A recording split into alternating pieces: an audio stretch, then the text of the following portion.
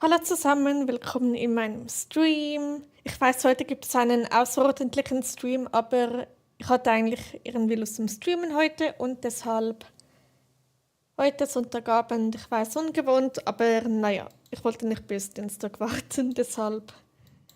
Genau, heute wird wieder gemütlich gelevelt und ja, mal sehen, wie sich das Ganze entwickelt. Vielleicht kommt jemand, vielleicht auch nicht. Genau. Also heute wird Snow gelevelt. Das ist das Einhorn aus dem Winterdorf. Dori, hey! Schön, dass du da bist. Ah, das freut mich gerade. Ja, du hast mir auch gefällt, Dori. Oh mein Gott. Der letzte Stream war katastrophal, ehrlich gesagt. Deshalb bin ich gerade so froh, dass du einschaltest. Genau. Ich habe, wann war's? Am Samstag letzte Woche habe ich gestreamt und da war einfach praktisch niemand da. Es war wirklich niemand. Und ja,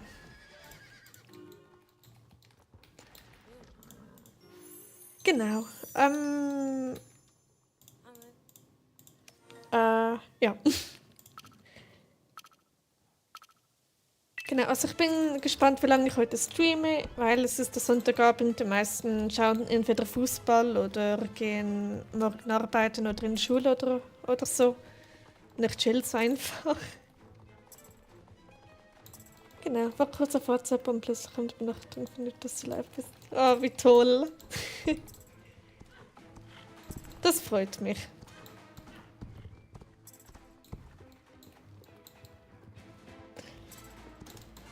Genau. Ich muss mich immer noch an das neue, also neu ist das jetzt auch nicht mehr, aber an das Headset gewöhnen, weil ich habe da keine Mikrofonüberwachung, also ich höre mich nicht von außen und das ist irgendwie richtig unangenehm. Ähm, ja, wäre letzte Woche auch dabei gewesen, aber mir ging es nicht gut. Oh no, warst du krank oder sonst einfach allgemein? Aber schön, dass es dir jetzt vielleicht wieder besser geht, das ist schön.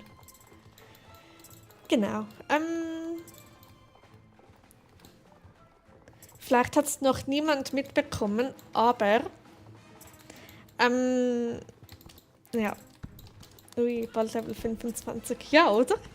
Ich glaube, ich schaffe es noch diesen Sommer mit Level 25. Und ja, und dann habe ich endlich Fall Stats. Und dann rasiere ich bei Jumpis noch mehr. Nein, Quatsch. Ich hatte die letzten paar Wochen einige Aussätze. Oh no. Aber bist du jetzt darüber hinweg, Dori, oder?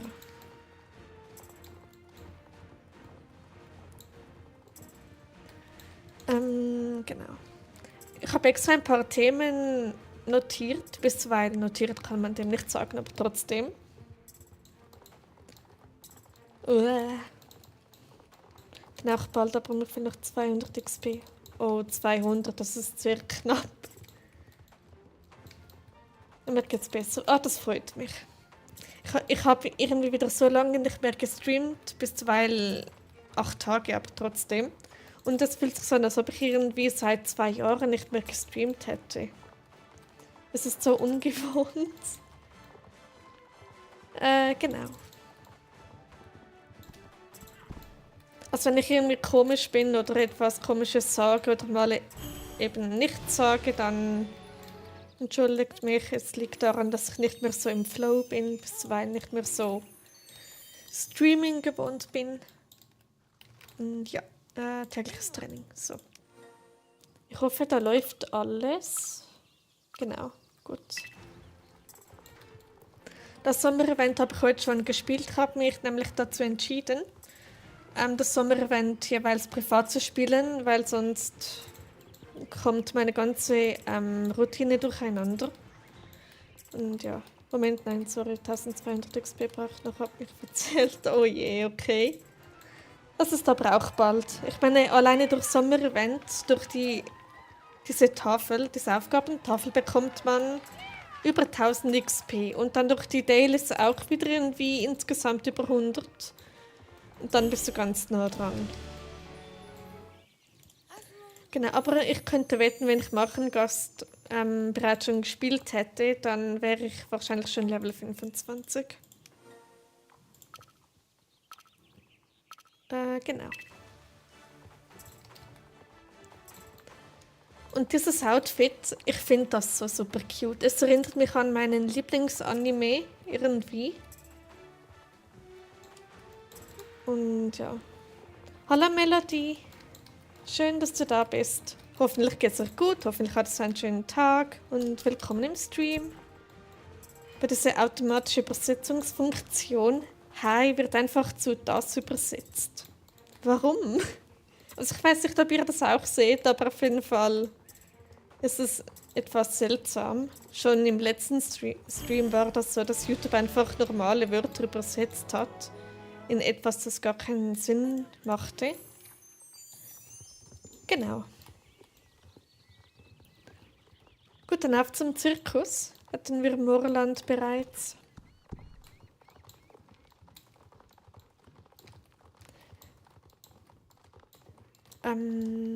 Ja. Also ich habe Pläne, also Zukunftspläne, die extrem cool sind. Aber ich weiß nicht, wie viel davon ich da erzählen möchte. Also bei Alex im Stream habe ich es gesagt. Und dann gab es eine Diskussion, warum das und das. Genau, also wer dort per Zufall auch dabei war, der weiß vielleicht warum. Genau, und dann noch ein anderer Plan bezüglich meinem Namen. Ich habe da ein bisschen nachgedacht. Und ja. Also ich habe im Stream bei ihm einfach gesagt, dass ich in eine anderssprachige Gegend ziehe. Dass ich diese Entscheidung an diesem Tag getroffen hätte. Und der dann so, warum sollte man aus der Schweiz auswandern? Ich meine, aus anderen Ländern auswandern kann ich verstehen, aber aus der Schweiz, das Land ist doch so toll. Und ich so, wer redet davon auswandern? Nein, ich habe es nicht geschrieben, ich habe es nur gedacht, aber trotzdem. Und es ist zu 99% sicher, dass ich das mache. Also ich sage das den Ort nicht, einfach nur die Gegend. Den Kanton sage ich auch nicht, aber trotzdem. Oh mein Gott, was habe ich mit dem Wort trotzdem plötzlich? Genau, und wegen dem Namen, ich habe jetzt einen neuen Account, der mein Hauptaccount wird, aber der ist nicht auf den deutschen Servern. Genau.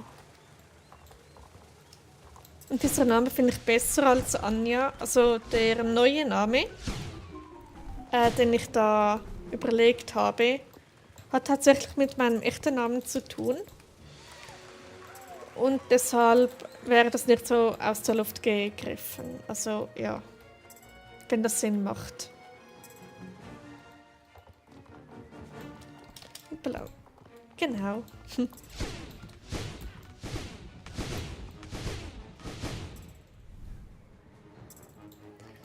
Und ja, das sind so meine Pläne für die nahe und ferne Zukunft. Und es wird so toll. Wenn wirklich alles klappt, dann... Oh mein Gott, dann wäre ich so glücklich.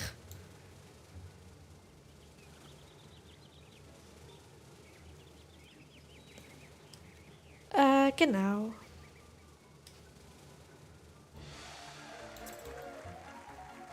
Da weiß ich nicht, wie es dann mit dem Internet aussieht. Ob es dort schlechter ist oder so und ob ich dann überhaupt streamen kann. Genau wegen dem Internet. Aber das werden wir ja dann sehen. Aber in meiner jetzigen Wohnung bin ich einfach wegen dem Nachbar und wegen der Verwaltung super unglücklich. Und ja. Und jetzt ziehe ich da die Reißleine und ziehe woanders hin. Und weil ich ja, mein ursprünglicher Plan mit Bratislava zum dort auswandern geht leider nicht wegen finanziellen Gründen. Und deshalb muss halt die Romandie her. Also auch wegen der Sprache und deshalb bald Französischkurs. Yay. Und ja.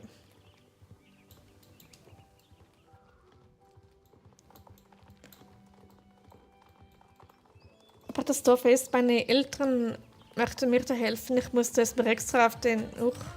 Moment. So, nur für den Fall, dass es Copyright geschützt ist. Aber naja, ich muss mir extra auf den Geburtstag wünschen, dass meine Eltern mir da helfen. Und ja. Hey, Alex! Schön, dass du da bist. Ich war vorhin in deinem Stream, aber du hast mich ignoriert. Aber ja, schön, dass du da bist. Grüße an den Stream. Danke dir.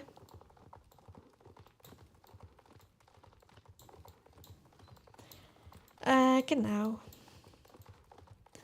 Also ja, übrigens, ich wandere nicht aus, ich ziehe nur in eine anderssprachige Gegend in der Schweiz, aber die Schweiz ist ja viersprachig. Aber ja, nur so als kleine Info. Genau. Oh, die Parade. Cool, stimmt. 6 ab kommt etwa hin. Nice. Okay. Interessant. Wird einmal applaudiert. So, jetzt kann ich wahrscheinlich die Musik wieder einschalten. Ja. Tipptopp.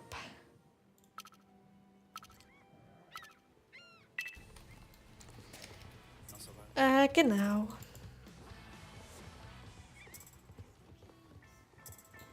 Ich hoffe, diese Musik ist nicht Copyright geschützt. Oh je. Aber naja.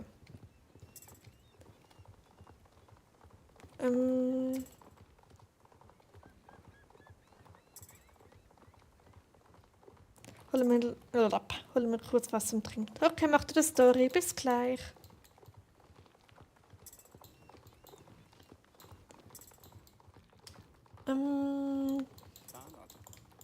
Genau. Okay, was könnte man noch Schönes erzählen? Ich habe mich heute wieder so überfressen am Abend. Es ist so schlimm. Genau. Ich könnte theoretisch auch auf meinen neuen Hauptaccount. Aber dann müsste ich eigentlich den ganzen Stream wieder anpassen. Und das gleich, nachdem ich gestartet habe, ist vielleicht nicht gerade die beste Idee. Und ja.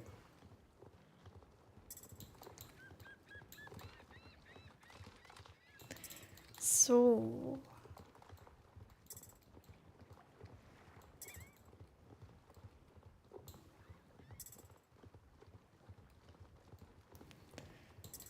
Genau. Das verwirrt auch immer. Man sieht da die Strecke fast nicht wegen dem Sommer-Event. Dass es da mitten durchs Event geht. Und jetzt hat es gerade geleckt. Nice. Genau.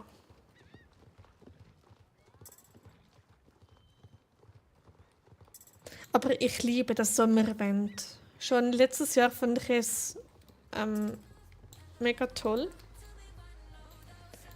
Und dieses Jahr auch wieder. Vor allem, ich habe super tolle Erinnerungen an das letzte Sommer-Event.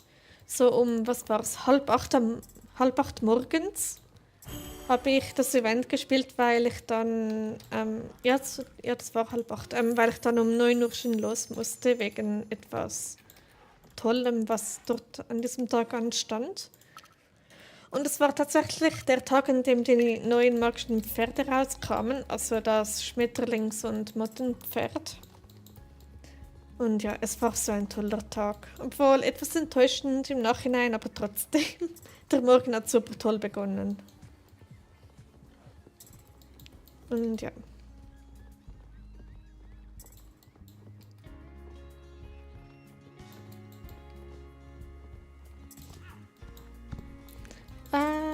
Genau. Ich könnte mich da im Spiel theoretisch umziehen, weil es ist ja gerade die Fußball-WM. Und da spielt ein Land, das ich möchte, dass es gewinnt. Aber es läuft aktuell nicht so gut, die haben letztens verloren. Das war es 2-1, glaube ich. Und ja. Und es ist so witzig, man kann da einstellen bei OBS, dass man nichts anderes hört außer Star Stable. und dann habe ich das eingestellt und nebenan Fußball geschaut und dann habe ich auch das aufgenommen und mein Kommentar, der ist so cringe. Genau. So. Fort Pinta. Ich habe früher das immer falsch ausgesprochen. Ich dachte immer, es heißt Port Pinta und nicht Fort Pinta. Ich habe es so lange nicht gelernt. Ich weiß nicht warum. Mich stört es, dass es kein Schweizer T-Shirt gibt. Ja, oder? Oder ein Slowensko-Shirt. Aber Schweizer Shirt wäre schon cool. Aber vielleicht liegt es daran, dass sie die Server auch in den entsprechenden Ländern haben. Zum Beispiel das Deutschland-Shirt wegen deutschen Servern, das Frankreich-Shirt wegen den französischen Servern und so. Ich bin mir sicher, wenn SSO einen Schweizer Server hätte, dann würde es bestimmt das Schweizer Shirt geben. Aber ich meine, Schweden und Schweiz haben ja so fast schon irgendwie so eine Beziehung. Also warum sollte man dann kein Schweizer Shirt reinpacken? Genau.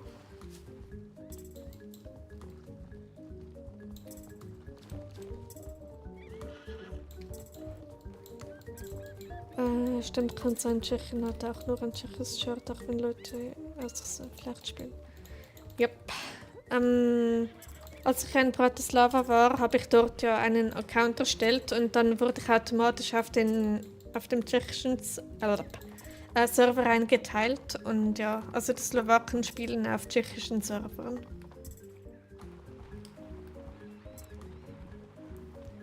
Genau. So, dann geht's auf zu Steves Farm. Heute ist Sonntag, genau. Ich bin heute irgendwie bis 5:30 oder so am Morgen aufgeblieben, weil da jemand nicht schlafen konnte. Dann habe ich das Fenster aufgemacht, weil es ein bisschen stickige Luft war. Und was kommt dann rein? Eine ganz, ganz liebe, tolle kleine Wespe. Ja. Und dann habe ich die Tür geschlossen, bin raus und seitdem dann ist sie irgendwie weg. Ich habe mal nach slowakischen Suiterin gesucht, aber es gibt irgendwie keine, immer noch tschechische.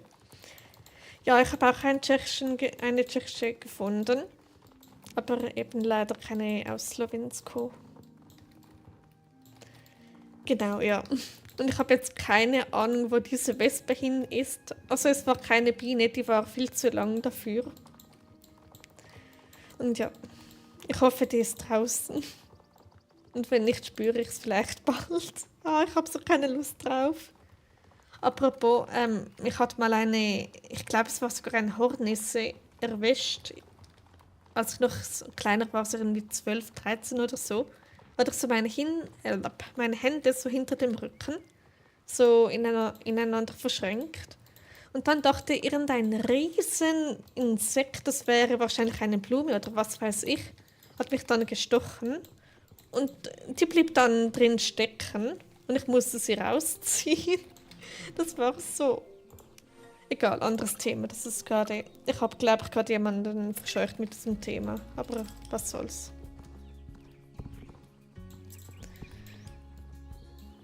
Genau. Warum rede ich über sowas? Es ist so witzig, andere Streamer reden irgendwie über Star Stable, Events und was weiß ich und ich über Insektenstiche. Oh je. Böse Insekten. Ja, ganz böse. Aber sie hat es wahrscheinlich einfach nur verwechselt. Also sie hatte wahrscheinlich keine bösen Absichten. Und einmal habe ich so in meiner Wohnung so Staub gesaugt. Und dann habe ich so einen Zimmermann, also diese ganz dünnen, großen Spinnen. Der chillte einfach auf dem Boden. Und dann habe ich so weitergemacht und dann rannte der einfach plötzlich voll Gas auf mich zu. Und ich so, okay, chill, Bro. Also ich bin die ganze Zeit da. Danke, Dori, das ist sehr lieb von dir. Dann weiß ich, dass ich nicht alleine sein werde. Das finde ich toll.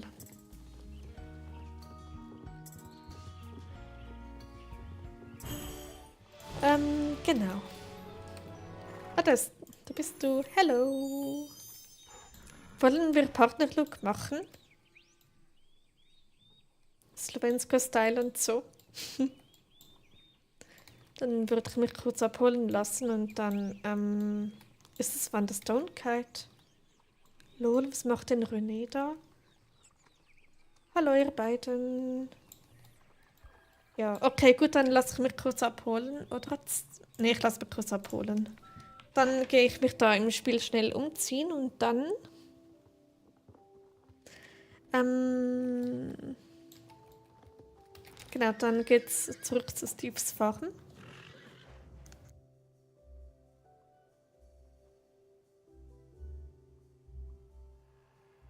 So. Also wenn ich mich zwischendurch kurz mute, das ist, weil ich einen Schluck Wasser nehme. Da. Weil ich denke, man hört das, wenn ich einen Schluck Wasser nehme, wenn ich mich nicht mute und das klingt wahrscheinlich furchtbar. So, zurück nach Steves Farm. Und dann geht's weiter. Also an alle, die zusehen, wer von euch ist auch für Tschechien bei der Fußball-WM? So, Steves Farm. Wo haben wir Steves Farm?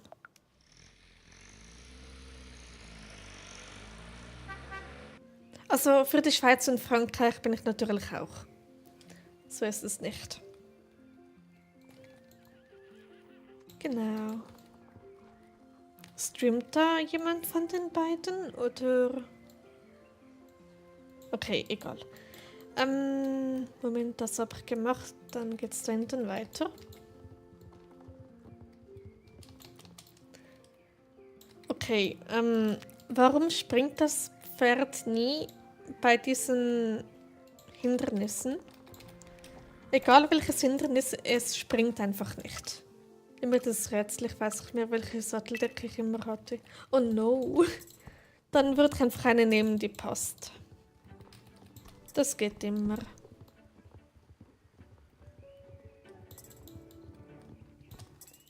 Genau.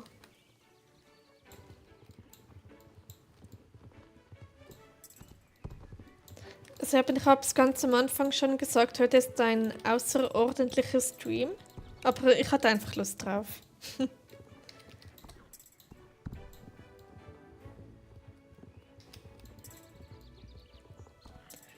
So.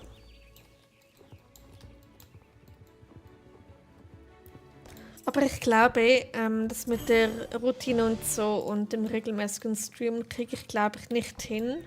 So wie ich es ganz am Anfang gedacht hatte. Deshalb denke ich, mache ich eher wieder spontane Streams. Und ja. Hallo, Drechsel, schön, dass du da bist. Hoffentlich geht's dir gut, hoffentlich hattest du einen schönen Tag und willkommen im Stream. Genau.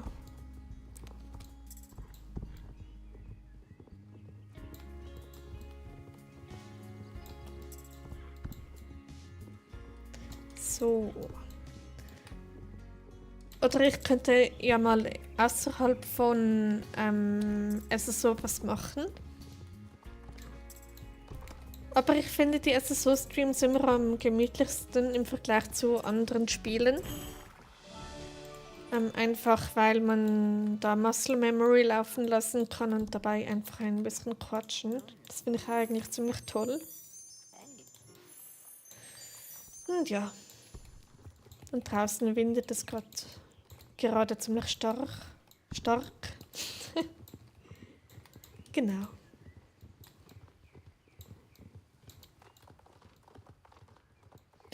Ich wollte vorhin was sagen. Genau, jetzt weiß ich wieder was. Bei mir windet es auch. Ja, wahrscheinlich in der ganzen Schweiz. Ah, da ist Dori. Hey. Partnerlook. Auf dem Lipizzaner. Trappen beide weiße Pferde. Wie cool. Okay, bei Vollgalopp fänken ist auch eine gute Idee.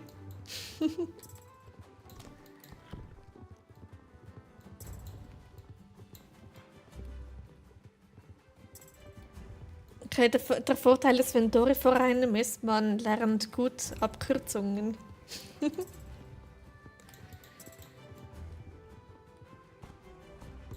So, weil da kennt sich jemand aus.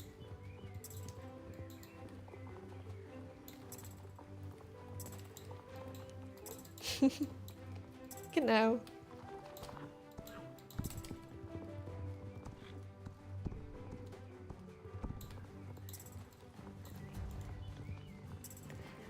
Dori, wie heißt dein Lipizzaner? Das ist bestimmt ein Spitzname. Bis zuweilen hat er einen Spitzname. Moment. Difolk. Bestimmt was Slowakisches, oder?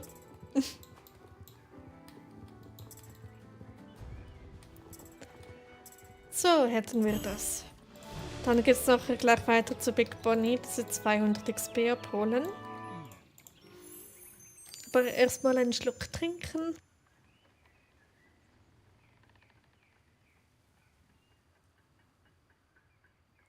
Okay, das ist gerade interessant. YouTube übersetzt ja die Voka zu Ich bin wild. Ja heißt ich und die Voka, was heißt das? Sollte es eigentlich heißen. Ah, cool.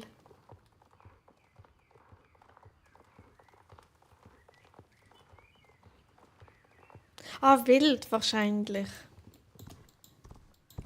Mein Slowakisch ist auch nicht mehr das Beste, weil ich mich jetzt viel mehr auf Französisch konzentriere, weil, ja, ihr wisst ja, Zukunftspläne und so. Genau. So. Kann man diese automatische Funktion irgendwie ausschalten? Also diese Übersetzung. Hab vergessen, dass ja im Slowakischen ich heißt. Ja. Naja. Ja. Und die. Und. Genau. Aber ja, die Voka ist wild. Okay, dann hat er das korrekt übersetzt.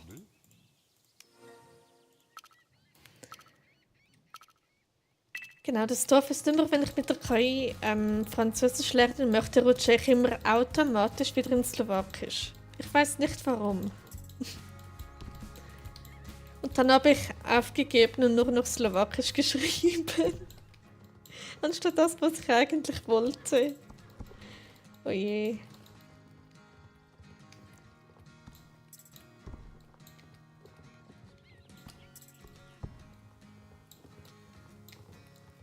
Genau.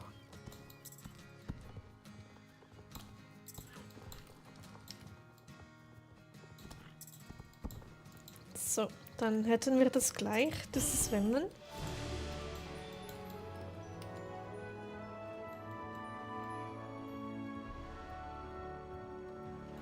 So. Ja, also ich könnte stundenlang über Sprachen reden. Ich weiß nicht, warum mich das so interessiert. Genau, ich habe heute meine alten Zeugnisse aus der Grundschule wieder angesehen und meine Güte. Also es war nicht schlecht, es war, sagen wir mal, abhängig von gewissen Faktoren, ob mein Zeugnis gut oder schlecht war. So, und Snow ist bereits schon Level 12. Genau.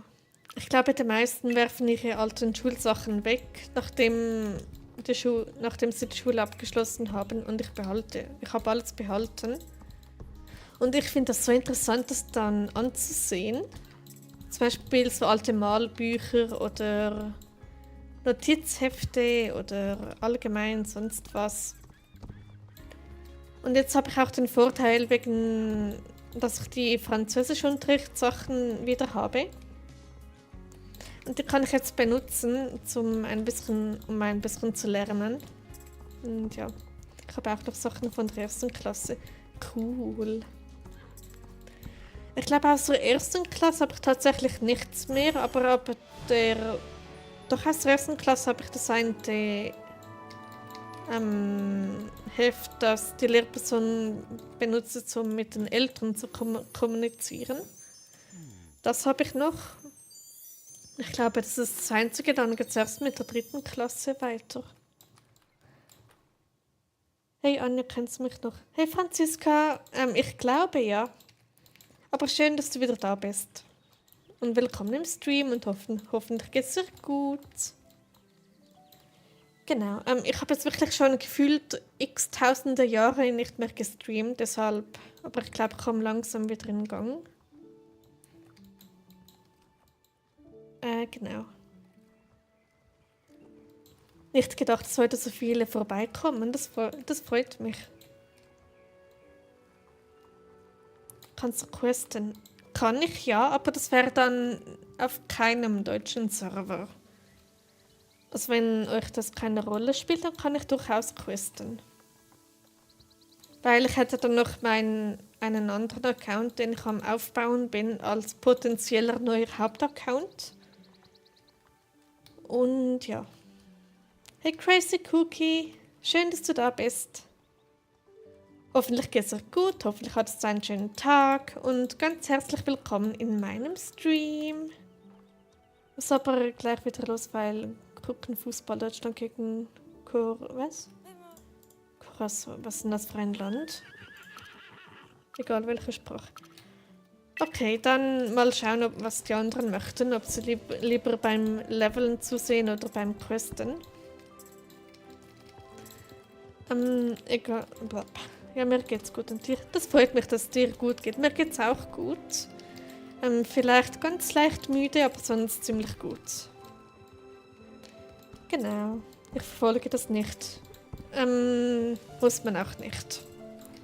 Also ich verfolge es auch nur so halbwegs. Also die Spiele, die mich interessieren, wie zum Beispiel, wenn die Schweiz oder Tschechien spielt, dann interessiert es mich. Aber bei anderen, naja. Also ich schaue es vor allem, wegen der Atmosphäre. Weil ich liebe diese WM- und EM-Atmosphäre allgemein.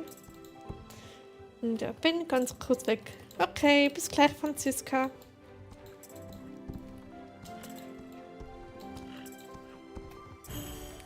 So.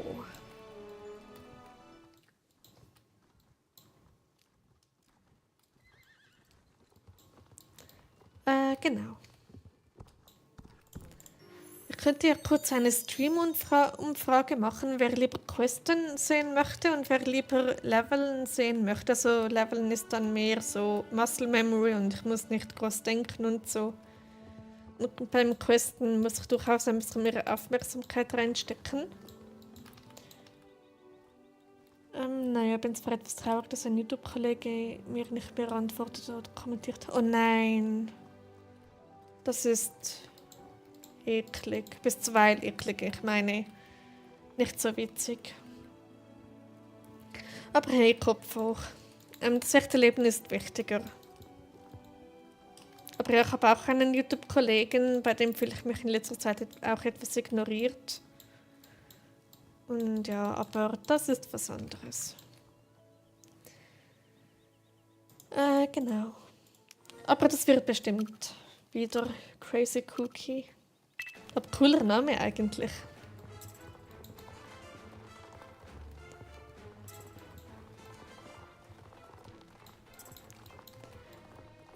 Genau.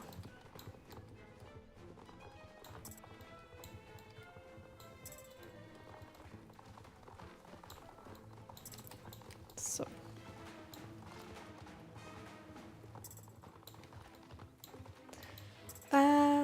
Danke, du hast auch voll einen schönen Namen. Danke dir, Crazy Cookie. Ja, mein Name ist etwas inspiriert, also der Nachname. Der Vorname ist einfach ein Vorname, den ich mir selbst ausgesucht habe. Und ja.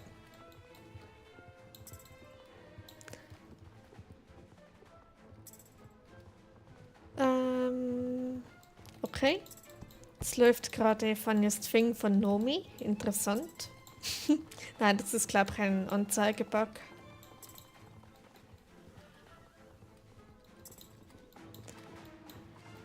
Genau.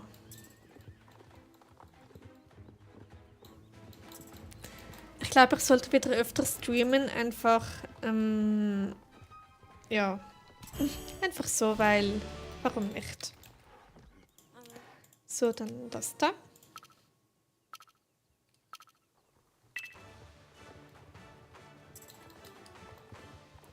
Naja, ich gehe dann mal, hab dich abonniert, hab noch einen schönen Abend. Danke dir, Crazy Cookie, das ist so lieb von dir. Und ja, dir noch einen ganz schönen Restabend, später gute Nacht und bis nächstes Mal und schön, dass du da warst. Okay. Und hat's gleich 2 Kamele, oh, die hätte ich gerne. Aber naja, nicht während dem Rennen. Obwohl ich glaube, zeitlich hätte ich es hingekriegt, die einzusammeln.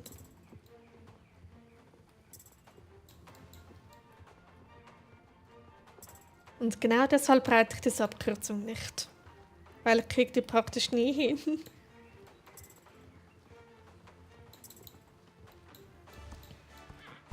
Upala, genau leckt sie jetzt.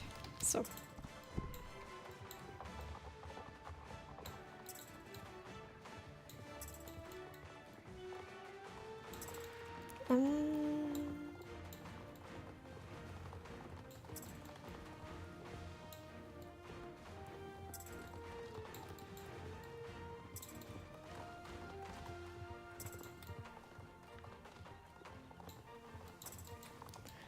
Lonely Mountain.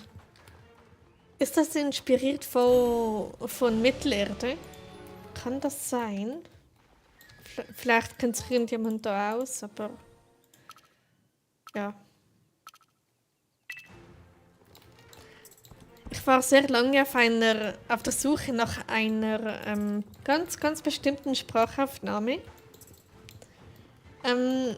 Ich habe wirklich jeden USB und jede Festplatte durchforstet und ich habe sie nicht gefunden. Es handelt sich da um eine Sprachaufnahme aus der ersten Oberstufe, also aus der 7. Klasse, wo ich mich auf Französisch vorgestellt habe. Und dann habe ich aufgegeben, weil ich sie nicht gefunden habe. Und dann letztens habe ich in meinem alten Camcorder, also so ein Videorekorder, eine Micro-SD-Karte gefunden. Habe die in den PC gesteckt und dann war tatsächlich dort drauf diese Aufnahme. Und ich war so glücklich, dass ich die wieder gefunden habe.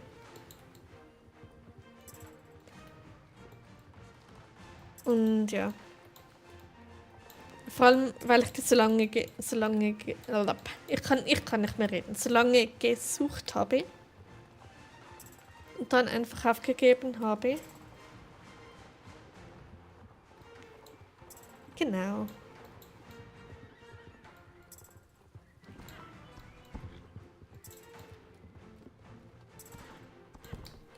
So. Ich sollte vielleicht bei Gelegenheit einen Schluck Wasser nehmen. Aber nach dem Rennen.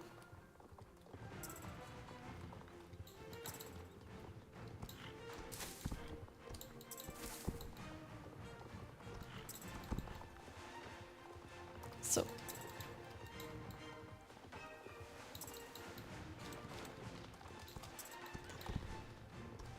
Okay, gut.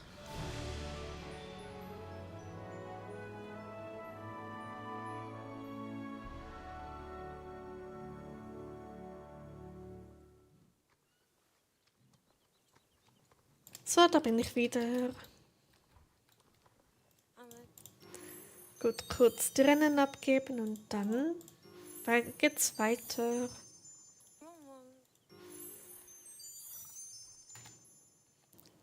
Kleines Erinnerungsfoto. So, tipptopp. Dann auf zur Reitarena.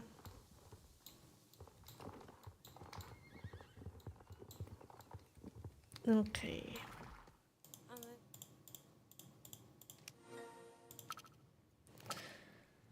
Also, was könnte man noch Schönes quatschen? Es gäbe so viele Themen, aber mir kommt einfach gerade gar nichts in den Sinn. Bis zuweilen vielleicht schon, aber naja.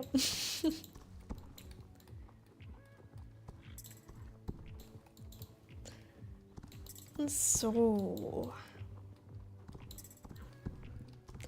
Genau, was haltet ihr davon, wenn ich meinen Namen ein letztes Mal ändere? Weil, ähm, ja, einfach weil, warum nicht? Also mir gefällt mein jetziger Name eigentlich schon ziemlich, aber ähm, es gibt einen Namen, der mehr zu meinem echten Namen passt. Und den finde ich super cute und den hätte ich halt gerne. Und ja. Aber ich will nicht wissen, wie viel der Namensänderung das bereits war. Allein schon in Minecraft habe ich meinen Spielernamen, glaube ich, 33 Mal geändert. Aber ein paar Mal davon war wieder ein alter Name, den ich mal hatte. Mir ist aufgefallen, dass alle vier Länder die gleichen Farben haben, außer die Schweiz würde nur blau fehlen. Welche vier Länder meinst du?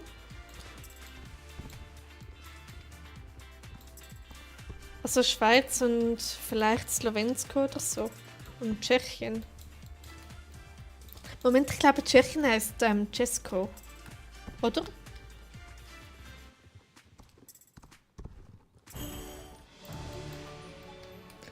So.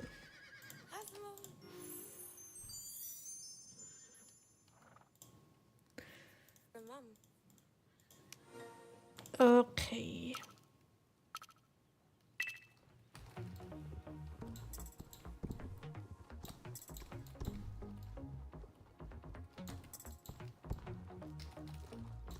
So.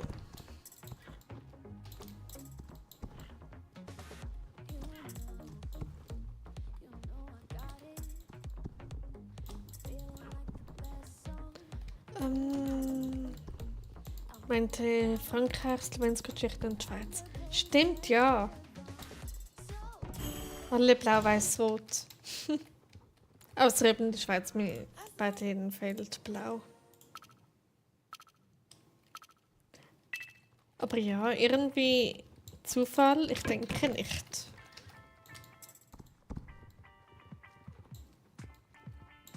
Genau, und zum Beispiel Holland ist ja auch blau-weiß-rot. Das war tatsächlich auch mal mein Lieblingsland. Also irgendwie habe ich es mit blau-weiß-roten Ländern. Ich weiß nicht warum. Sogar meine Handyhülle hat die Frankreich-Farben. Ups. So, jetzt aber alle ab.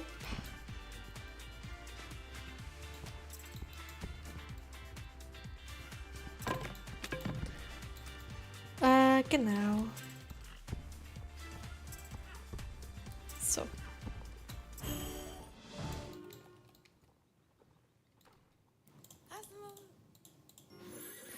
Okay. Dann noch das da und dann hätten wir die Reitarena bereits.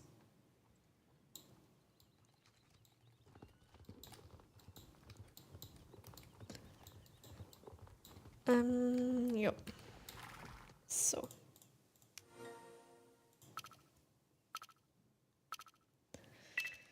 Gut, und los geht's.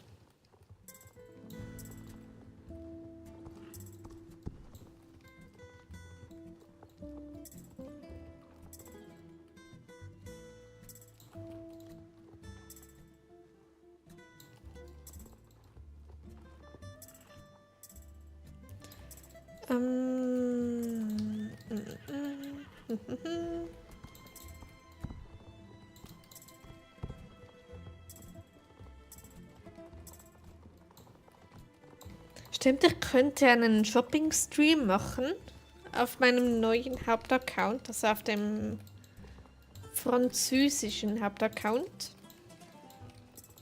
Weil ich habe mir dort ein bisschen Starcoins aufgeladen. Und dann könnte ich dort anstatt ein Video einfach mal einen Stream machen.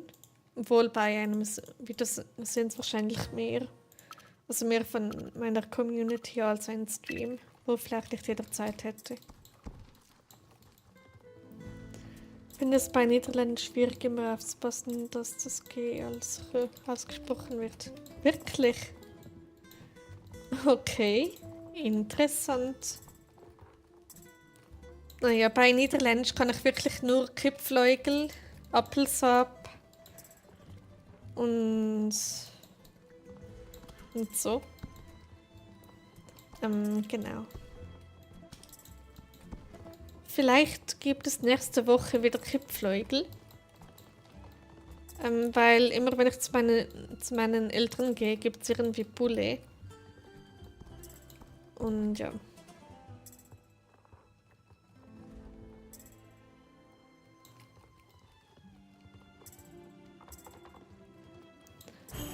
So.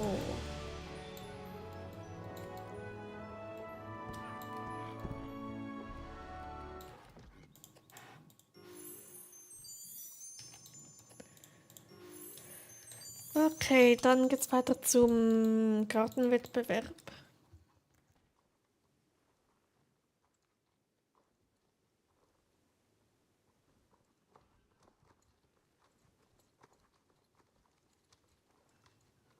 So.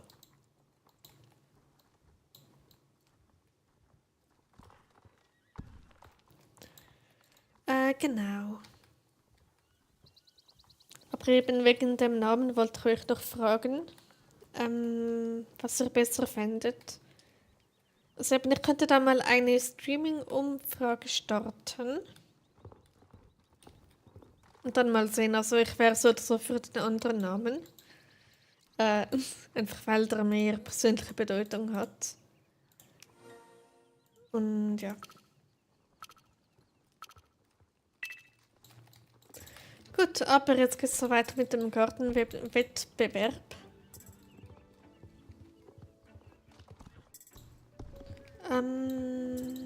Genau. Dann den anderen Namen. Okay, dann muss ich wieder anderen erklären, warum ich schon wieder eine Namensänderung mache. Also wenn es euch interessiert, verrate ich den neuen Namen. Der ist nur leicht französisch angehaucht. Nur ganz leicht übrigens. Also wirklich nur ganz, ganz, ganz leicht. Aber ja, ihr werdet dann schon sehen. Genau.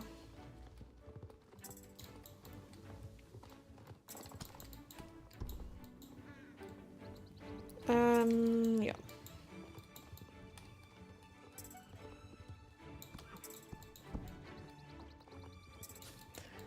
Aber der Nachteil könnte sein, dass mich dann einige nicht mehr wiedererkennen, was vielleicht auch durchaus ein Vorteil sein kann. Aber ja.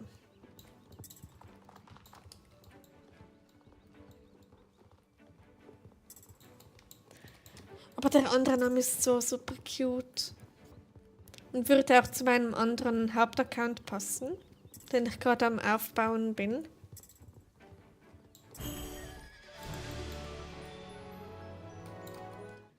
Und ja. Gut, dann geht's weiter zur Kürbisfarm.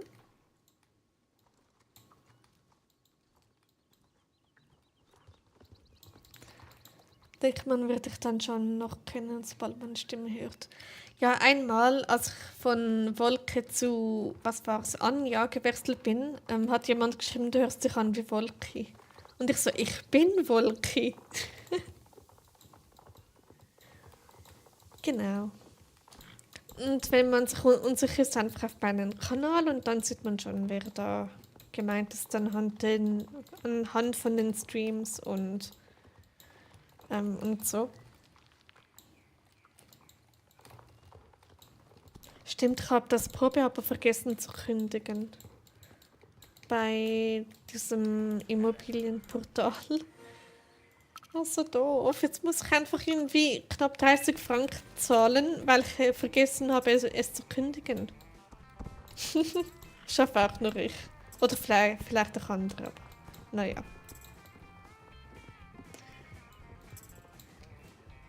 Genau, also der neue Name wird dann, ja, ich möchte Brie heißen. Also Brie. Ich finde das so super cute. Und ja. Aber ich habe noch kein Feedback bekommen, was andere davon halten. Also weder in der Familie, noch Freunde, noch sonst wer. Und deshalb, ja.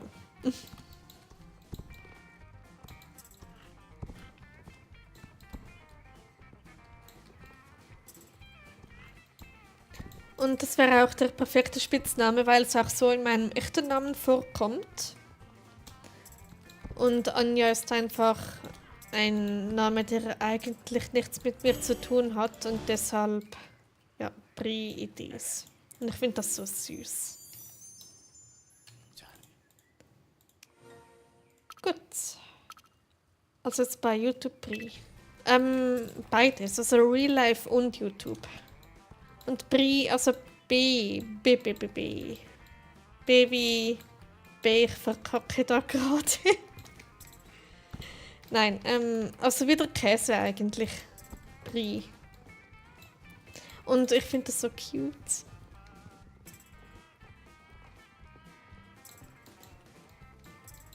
Genau.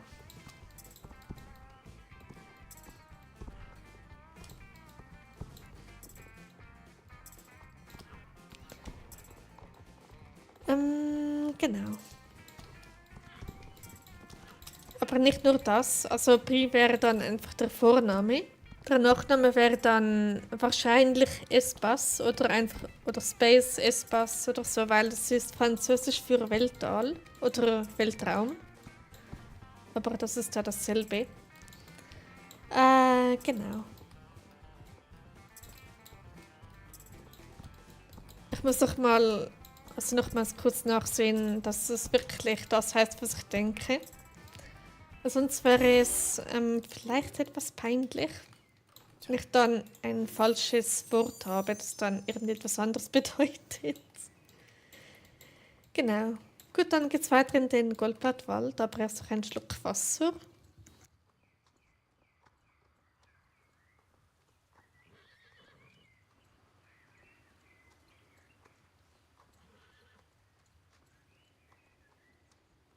So.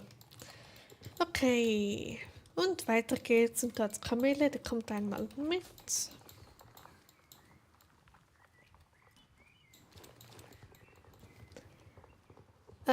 Genau.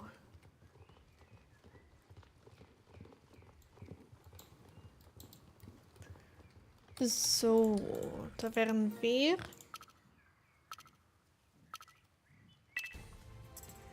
Fast gleichzeitig gestartet. So.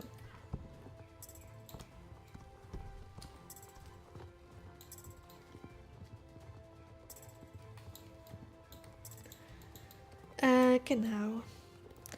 Also ich schätze mal, dass für die meisten eher Leveln, also beim Leveln zu sehen vielleicht spannender ist als Questen, weil vorhin hat ja jemand Questen gewünscht. Und ja. Und deshalb mal schauen.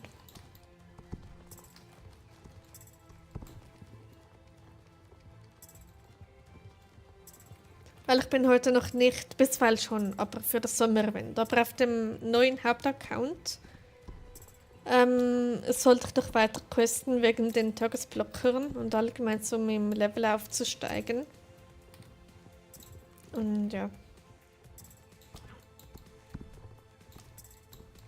Finde Questen auch gut. Okay. Dann würde ich sagen,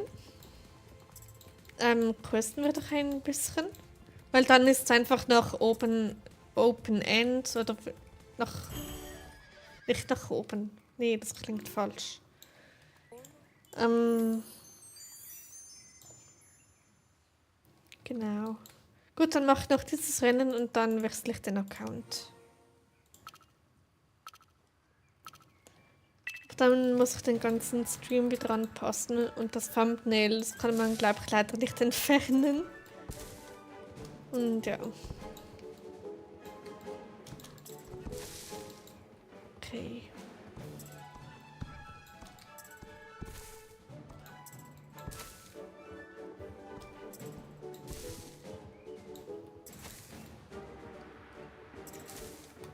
Genau, dann würde ich nach dem Stream den Namen ändern auf YouTube und auch offiziell so heißen dann.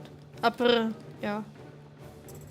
Nee, ich warte noch, bis ich Feedback von meiner Familie bekomme. Aber das sehe ich erst irgendwann nächste Woche. Und ja. Hoppala.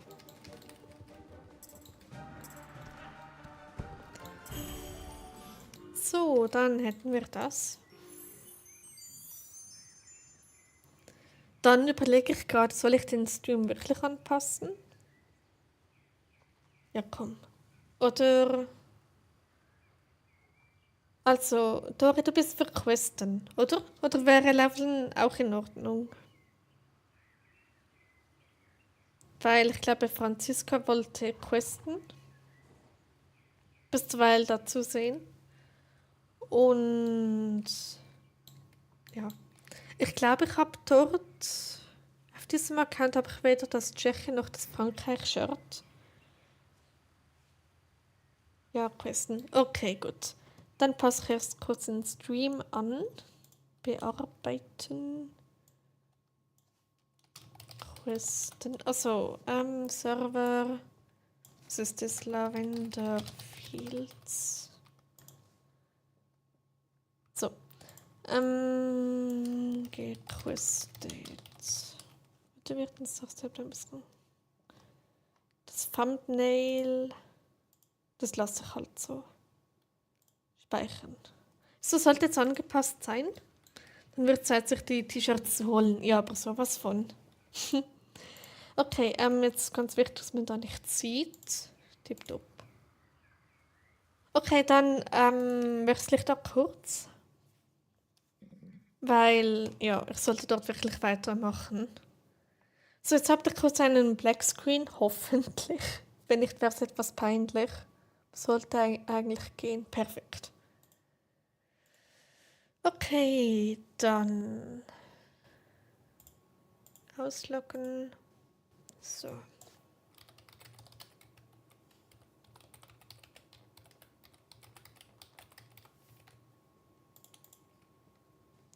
Gut, dann habt ihr jetzt gleich wieder ein Bild. Sollte gleich kommen. Aber bin ich froh, seht ihr mein Hintergrundbild nicht. So, jetzt ist wieder ein Bild da.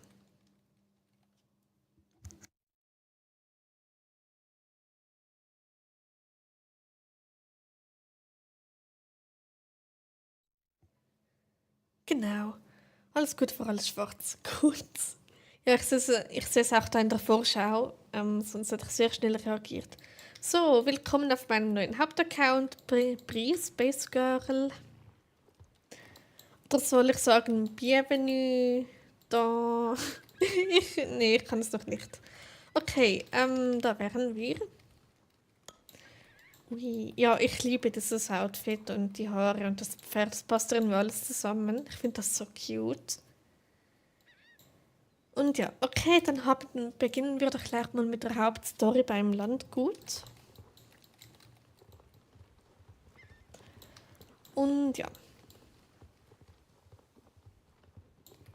So, Silverclay Landgut. Ich hoffe, beim Stream passt alles.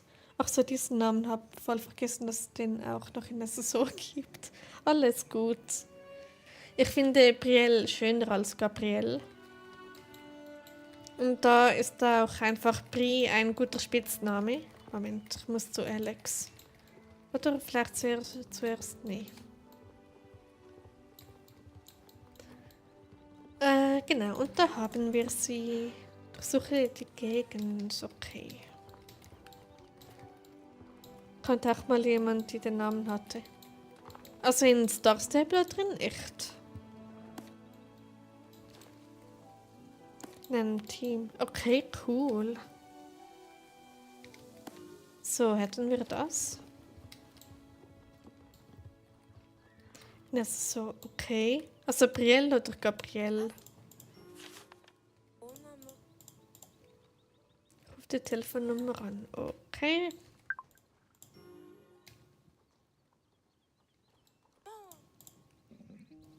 Brielle. Ach so, okay. Ja, ich dachte eben, es passt, wenn ich da meinen Hauptaccount, also dass der Brie heißt, bisweilen Brielle. Und dann mein YouTube-Name ebenfalls Brie wäre. Und ja, und es passt auch zu meinem Zukunftsplan, den ich vorhabe. Genau.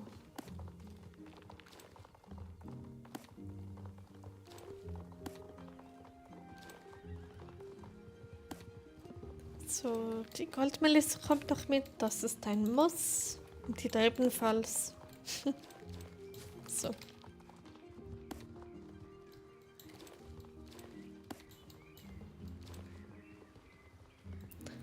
Obwohl, was fändest du besser, Brielle oder Brie? Ich fände Brie einfach so cute. Aber Brielle wäre wiederum auch ein guter Spitzname.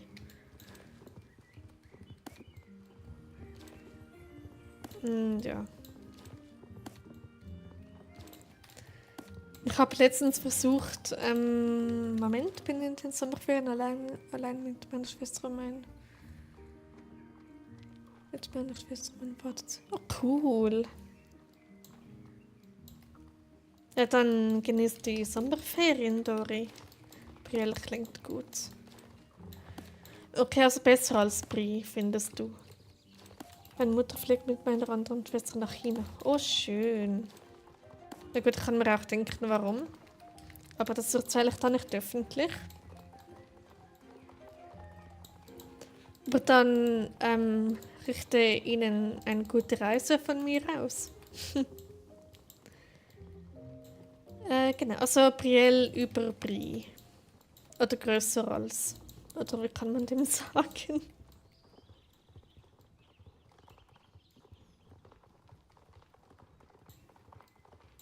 Mach ich. Okay, gut.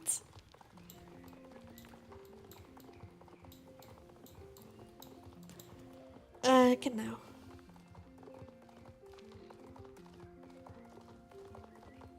Oder Brie, I don't know. Ja, ich wäre eben für Brie. Weil Brielle klingt schon wieder als wie ein eigenständiger Name. Dabei wäre es auch ein guter Spitzname für meinen echten Namen.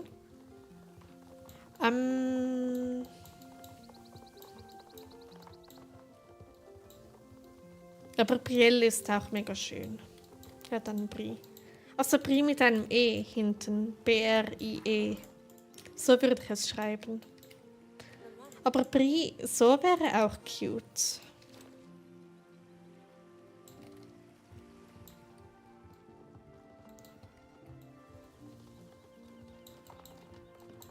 Weil ich glaube, Brie an sich ist ein echter Name, also auch für Menschen.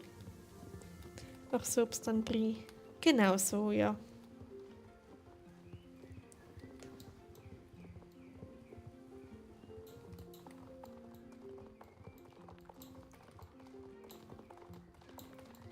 Weil es würde dann auch zu meinen Charakteren passen.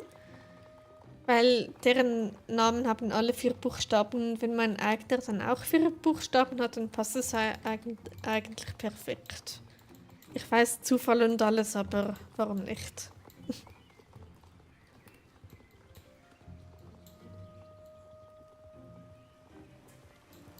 Okay, das war jetzt vielleicht leicht random, aber meine Geschichte verfolgt mich schon ziemlich. Also halt, wie kann man dem sagen? Beschäftigt, nicht verfolgt. Beschäftigt mich ziemlich stark. Also im positiven Sinn natürlich. Und ja.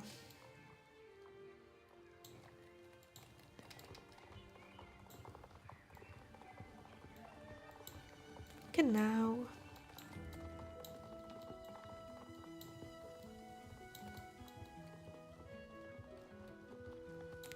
Welche Geschichte? Meine Story, die ich am Schreiben bin. Da gibt es ja die 4 Hauptfiguren und ja, war gerade unaufmerksam. Unaufmerksam. Alles gut. Also jetzt sollte mir YouTube einmal erklären, wie aus Ach so Acho wurde. War diese automatische Übersetzungsfunktion, ich weiß nicht, wie ich die ausschalten kann.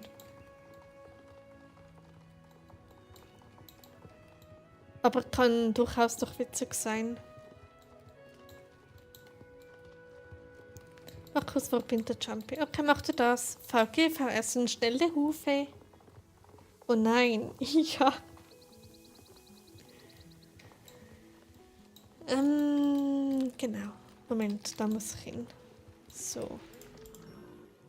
Ja, dann wird es. Geh zum Weingarten und konfrontiere. Boah, ich kann konfrontiere nicht mehr hören, seit da die psychiatrische Spitex bei mir war. Was gibt's so Schönes? Ah, das ist schon eine Quest mit dem ein Pferd. Nee, die mache ich jetzt nicht. Mit Herrn Campbell gibt es sehr, sehr viel XP. So.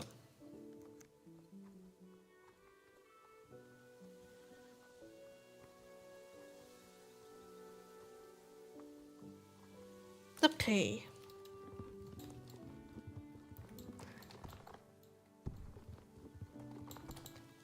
Genau, ich habe herausgefunden, dass während dem Fußballschauen, dass da Questen extrem gemütlich ist. Ich weiß nicht, warum ich nebenan die WM schaue, während ich das Star Stable spiele. Also nicht jetzt, aber letztes Mal war es war so cozy und ich bin so weit gekommen. Und der Vorteil ist, man erledigt da eigentlich ziemlich viele Hassquests, die man sonst immer vor sich hergeschoben hätte. Aber wenn man nebenan was Gutes schaut, dann ist das ziemlich einfach. Ach nö, Tagesblocker. Wirklich. Egal, dann machen wir ein bisschen Nebenquests. So, oder was gibt's denn da Schönes? Die Reise nach Wildale. Stimmt, den Ruf muss ich erhöhen. Also auf nach Wildale. Valedale.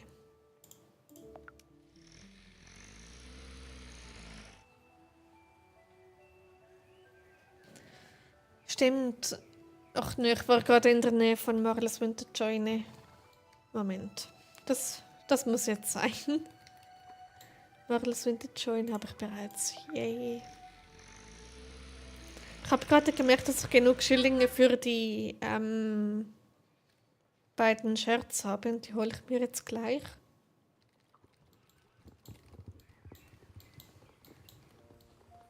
Und dann mal sehen, was es da sonst noch Schönes hat.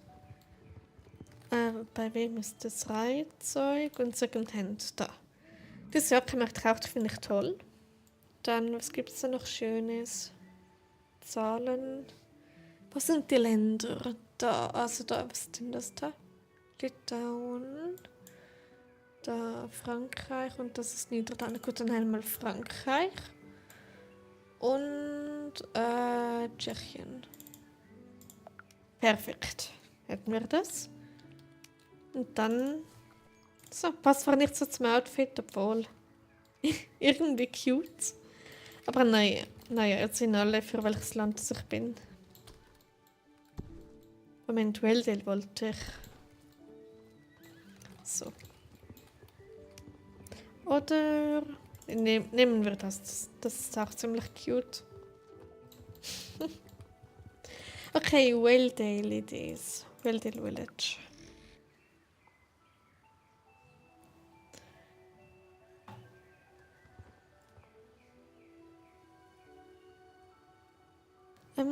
Genau.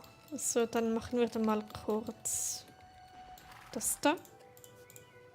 Die Stallaufgaben. So. Nee, weißt du was? Ich bleibe bei diesem Oberteil. So.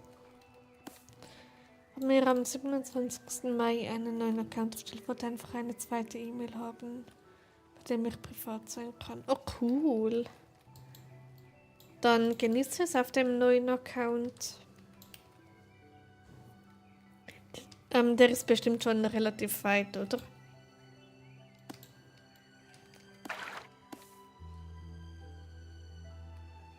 So.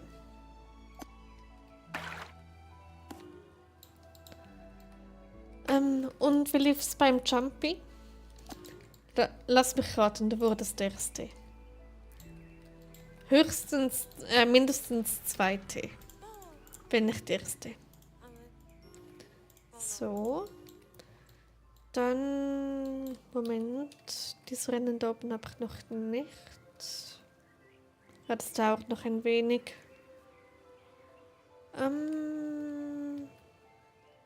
Genau, dann mache ich da mal die anderen Quests. Die lief schlecht, weiß nicht, welchen Platz ich wurde. Oh no! Hab voll gefailt. Oh je. Aber hey, das kann ja mal passieren. So, der Wildale-Stall. Ist zwar nicht neu, aber okay.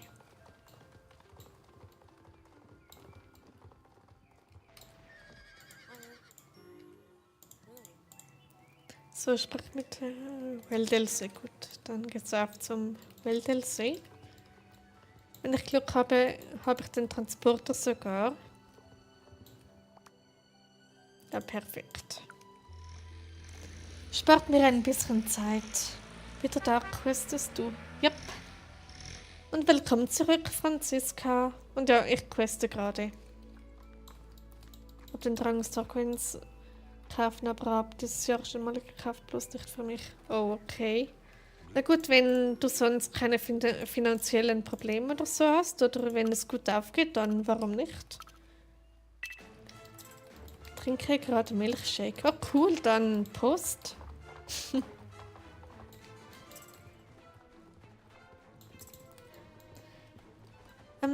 Genau.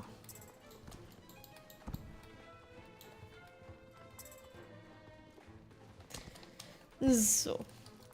Hallo Anouk, schön, dass du da bist.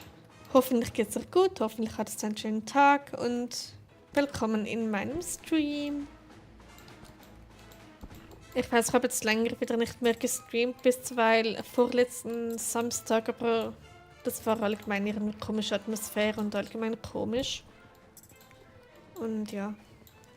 Aber schön, dass du da bist.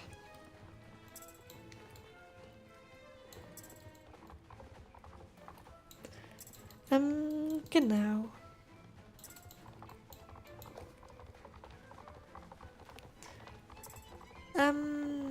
Wenn gerade alles so schön versammelt sind, ich werde meinen Namen sehr wahrscheinlich wieder ändern. Also abhängig von etwas in Real Life werde ich das machen. Aber ich glaube, ich werde es so oder so machen. Das heißt, ich werde den Namen ändern. Moment. Ich glaube, es gerade Sinn. Ich glaube schon. Ja, danke. Ich hoffe, es geht. Ich hoffe, euch geht es auch gut. Also mir geht es ziemlich gut. Vielleicht etwas müde, aber sonst gut. Genau.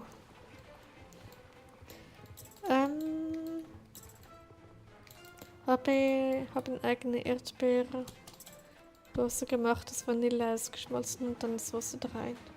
Oh, das klingt aber auch gut. Erdbeer-Vanilleeis. Cool. Und schmeckt's? Das freut mich. Ja, mich auch. So, dann der Wildelse Springer.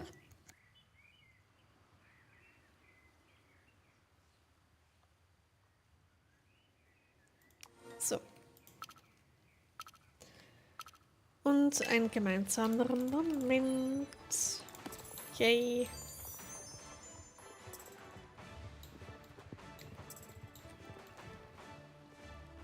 Genau.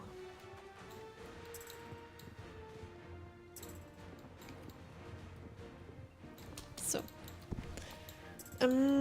Was könnte man noch Schönes reden? Ist ja nicht so, als wäre ich letzte Woche krank gewesen. Oh nein. Aber schön, dass du wieder gesund bist. oder auf dem Weg zur Besserung bist.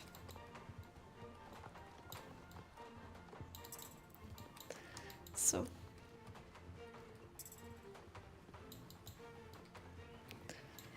Genau.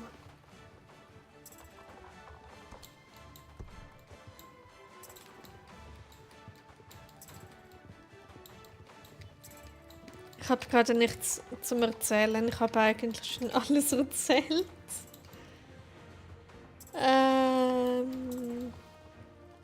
Ja.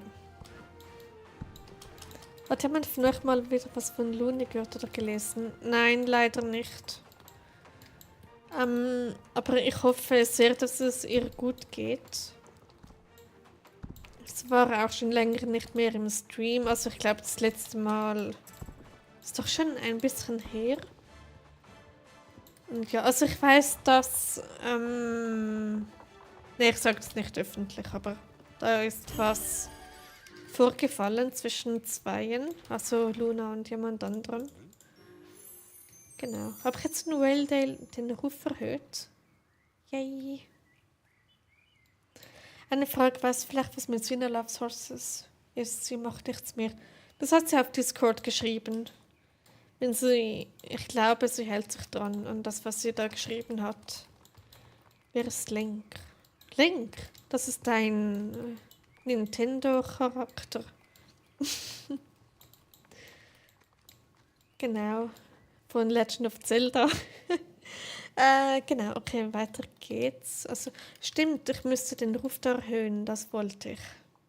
Blöd. Liefert einfach in Transporter. Gut, dann mache ich diese beiden Rennen kurz. Was hat sie auf Discord geschrieben? Habe kein Discord. Na gut, ich weiß nicht, ob ich das erzählen sollte. Ich weiß nicht, ob das öffentlich sein kann. Deshalb sage ich es besser nicht. Und ich glaube, ich weiß Bescheid wegen Luna. Du kannst es mir bei Discord schreiben. Okay, gut, dann mache ich das nach dem Stream. Und übrigens auch nur wegen einem gewissen Herrn. Ich bin jetzt ganz auf deiner Seite. Ich sage keinen Namen, aber vielleicht weißt du, wen ich meine.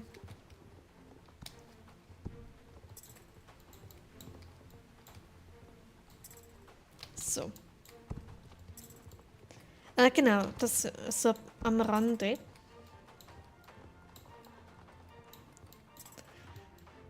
Genau. Ich zeichne jetzt was. Was soll ich zeichnen?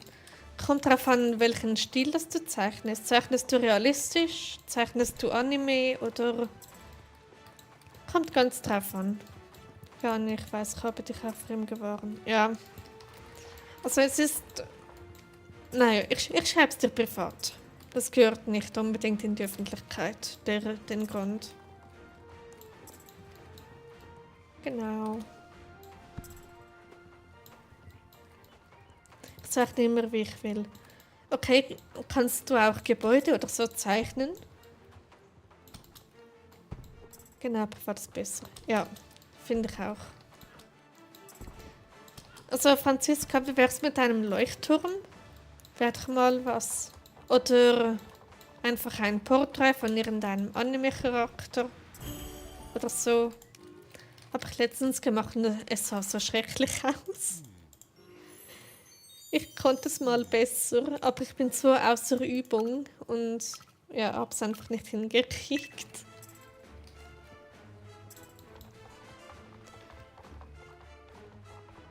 Kann kein Leuchtturm und Anime zeichnen. Okay, dann vielleicht ein Pferd, dein Lieblingspferd in Star Stable. Vielleicht das. Vielleicht ein So-Bild. Ja, das wollte ich auch gerade vorschlagen. Oder einfach irgendeine Szene mit deinem Spielcharakter und deinem Lieblingspferd. Wäre doch bestimmt was. Wie ihr zum Beispiel über Südhof reitet oder so.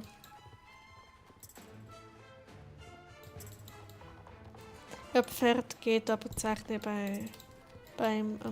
was? Zeichne beim Amscheuen. Meinst du schauen oder was anderes?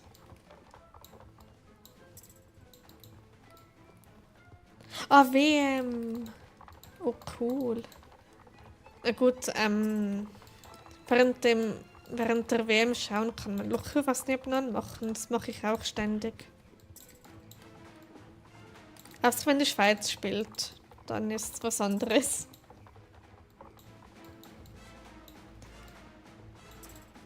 Wenn ich nebenan Star Stable spiele und die Schweiz spielt, dann pausiere ich sehr oft das Spiel, weil es einfach viel zu spannend ist, das Spiel.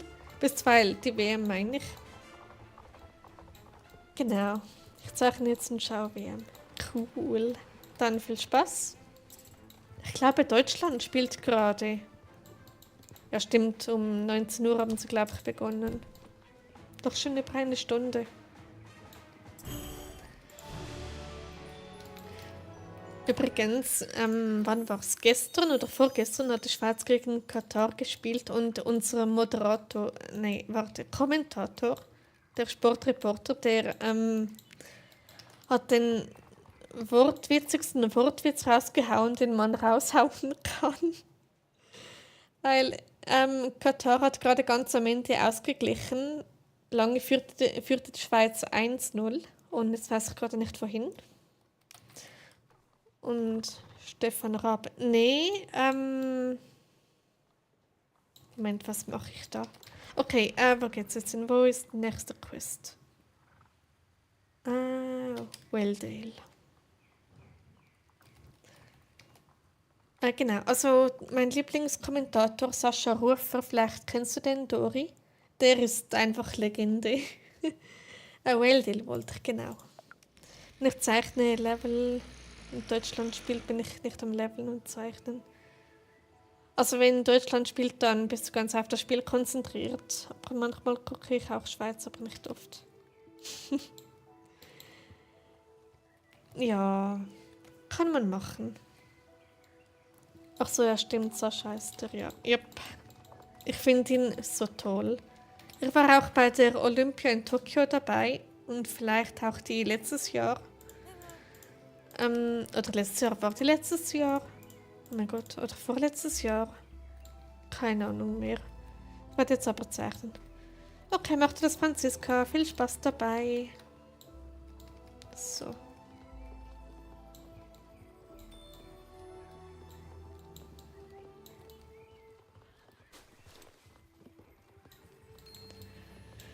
Genau, ich habe letztens versucht, ein Profilbild selbst zu zeichnen. Und das kam überhaupt nicht gut raus. Tokio, du warst mal in Japan. Nein, die Olympia war damals die spielte in Tokio. Also die im 21 war sie. Dort hat Rufer seinen Arbeitsplatz gezeigt, bevor das Spiel losging. Und ja, es war so cool. Ich glaube, bei Beachvolleyball war das. An der prallen Sonne. Wenn ich das korrekt in Erinnerung habe. Ja, aber es war so eine tolle Zeit, meine Güte. Genau. So. Es war dort, war ich selbst ziemlicher Sportfan gewesen, war besonders vom Volleyball. Und Schwimmen war da auch sehr weit oben bei mir. Und ja. Das ist eine gefangene Tasche. Wie viel gibt die? Okay, ich hätte sowieso zu wenig Gartenpulver. Aber naja.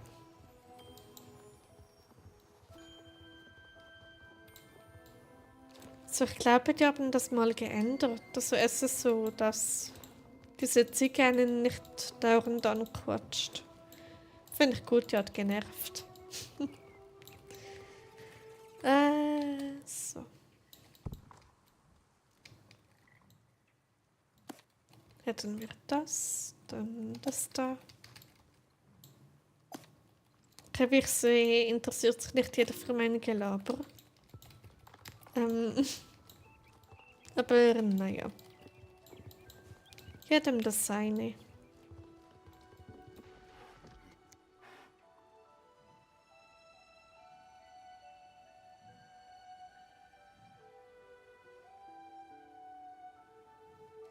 Okay. War gerade im Heim beschäftigt. Alles gut. So, dann Müll im Wald.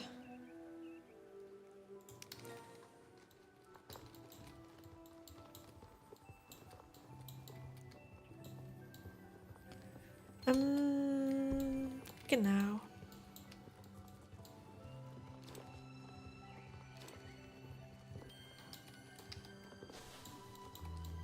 Wie viele Wildsamen habe ich?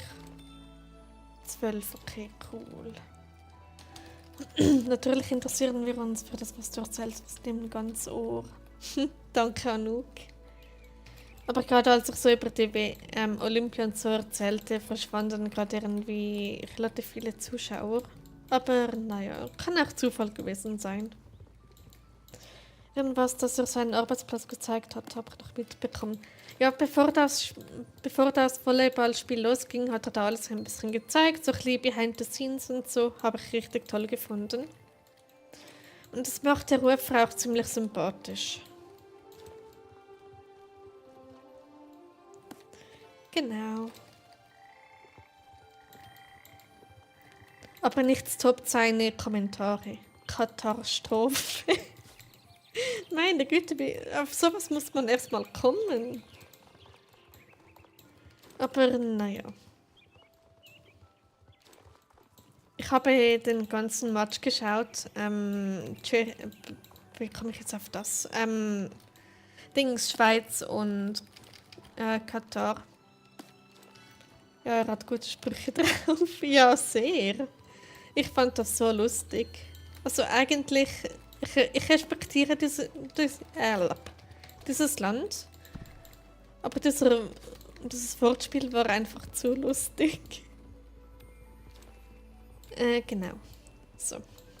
Also ich habe es nicht geschaut, aber kenne es aus den anderen Spielen. Ja. Refrain einfach Legende. Ich zeichne Loretta und Pferd. Okay, cool. Also die von den Bobcats, meinst du diese Loretta? Und ich glaube, hat sie nicht ein KWPN? Ich glaube, das war ein KWPN.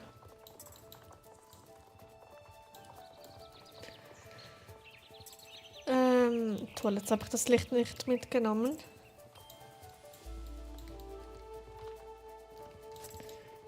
Genau. So.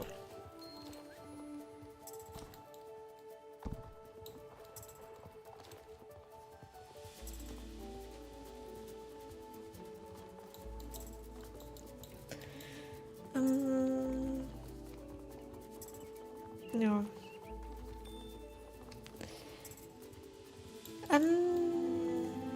Ja, Loretta hat einen schneeweißen KPPN, den wir Spieler nicht haben.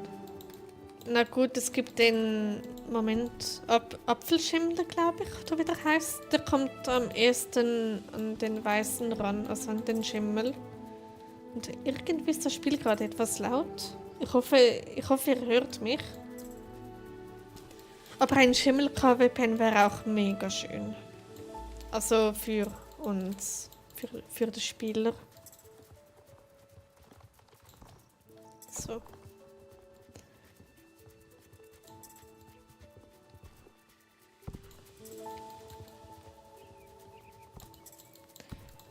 Genau. Ja, der Ton passt an, ja. Super. Danke dir fürs Feedback.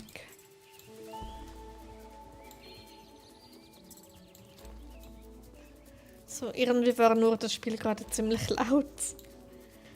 Und deshalb habe ich gefragt. Aber scheint alles zu passen. So, und Tsunami ist Level 7. Yay, die hat einen Trick. Oder was war's? Ja. Was kann denn der? Oh, wie süß.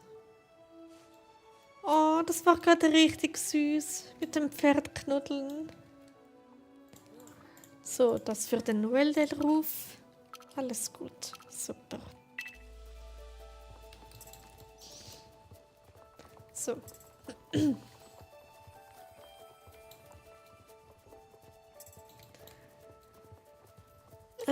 Genau.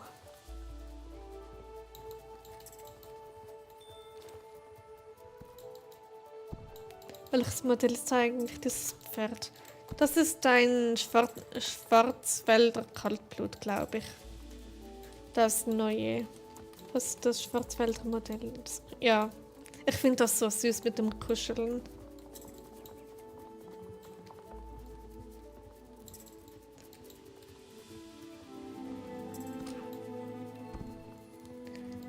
Übrigens, habt ihr gerne Schwarzwälder Torte? Also ich liebe sie. Ich finde die so lecker.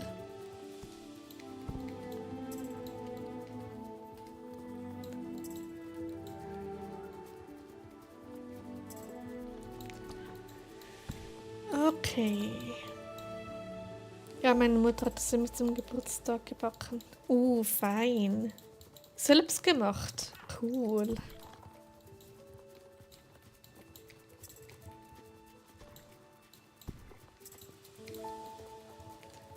Es gibt ja die Variante mit Kirschen drin und die ohne, glaube ich. Ich glaube, es gibt beide Versionen. Und ja, also die Schichten sind gekauft, aber den Rest selbst. Cool. Aber die 2,9 mag ich im Pferd, aber ich bin nicht gekauft. Mir gefallen die irgendwie gar nicht. Also ich finde sie eigentlich relativ toll, aber jeder hat seine eigene Meinung. Besonders das Glitzerpferd, also das Sandpferd. Genau. Ups, das sind so. Meine Mutter hat sie durch Himbeeren ersetzt. Oh, das ist sicher auch fein. Cool. So, was läuft da Schönes? Also ich werde es nicht vorlesen, weil meine französische Aussprache ist schrecklich. Okay. Genau. Und sonst so alles gut bei euch, weil dieser Quest wird jetzt ein bisschen dauern. Deshalb habe ich das so lange herausgezögert.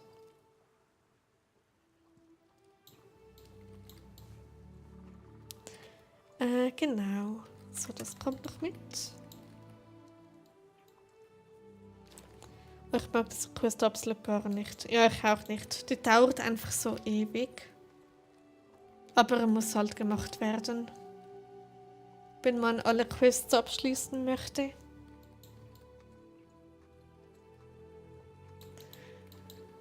Dauert, glaube ich, 5 Minuten, bis man da oben ist. Oh. Naja, dafür kann man ja unterdessen ein wenig quatschen. Das finde ich viel angenehmer im Stream, als jetzt zum Beispiel, wenn ich es jetzt privat spielen würde, würde es mich so angurken.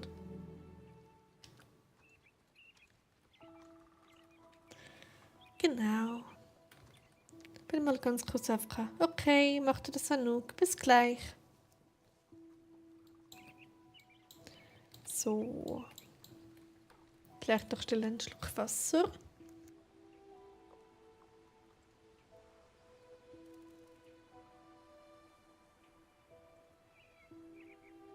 Gut, und weiter geht's. Der Hinterste ist ein wenig, hat ein bisschen Abstand zu den anderen. Alles klar bei dir, Kleiner?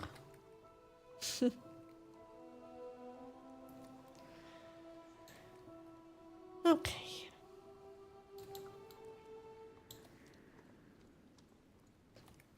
Naja.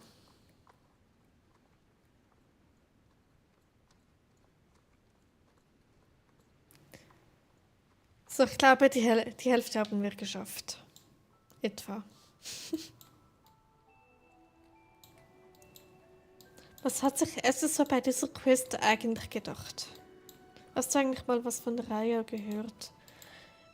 Sie hat einmal vor ein paar Tagen in irgendeinem Discord-Server hat sie geschrieben, also es scheint ihr gut zu gehen.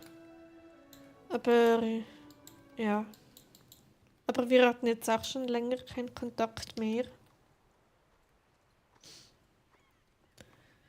Ja.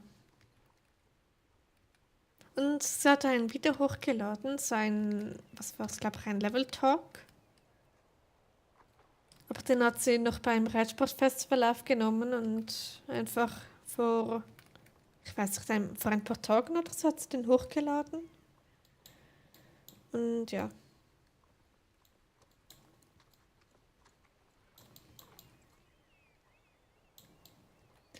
Es schneit.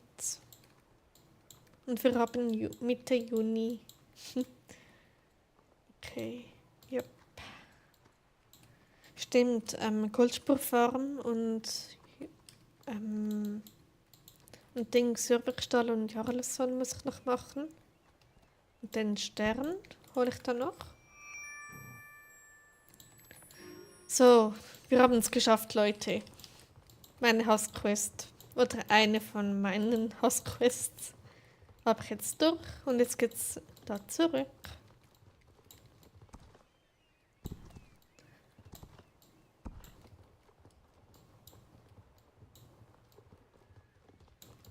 Juhu.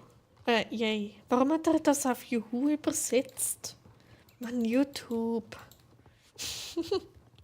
Wieder dabei gezeichnet war es schwer, das KWPN zu machen.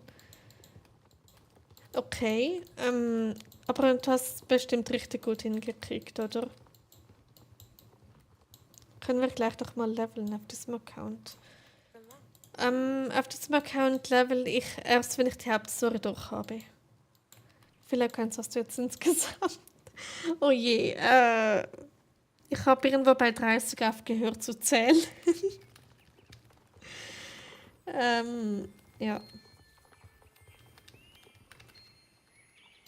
Also auf jeden Fall bin ich sogar schon 40. Ich glaube, SSO beobachtet mich langsam. So, oder ich bin bei denen bekannt, die mit den 50 Accounts.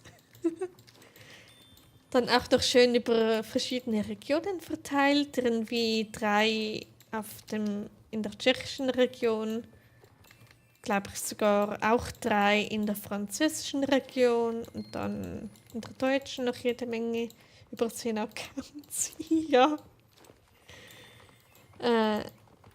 Ja, tatsächlich. Aber naja. So, gemeinsamer Moment.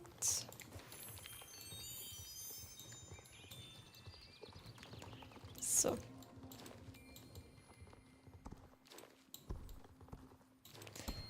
Genau.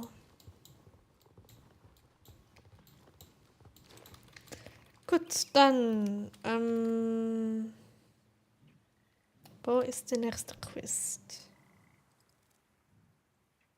Stimmt, Goldspur wollte ich ja. Wegen dem Ruf. Jarlheim wäre das. So. Willst du das Bild sehen? Wenn du es zeigen möchtest. Klar, warum nicht? So.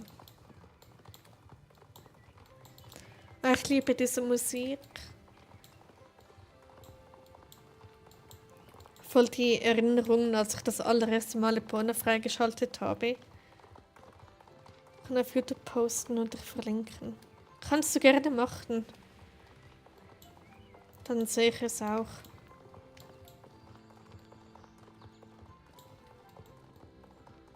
So, Goldspur. Du machst dann kurz Rennen, um den Ruf ein bisschen zu erhöhen, weil ich brauche den für Epona.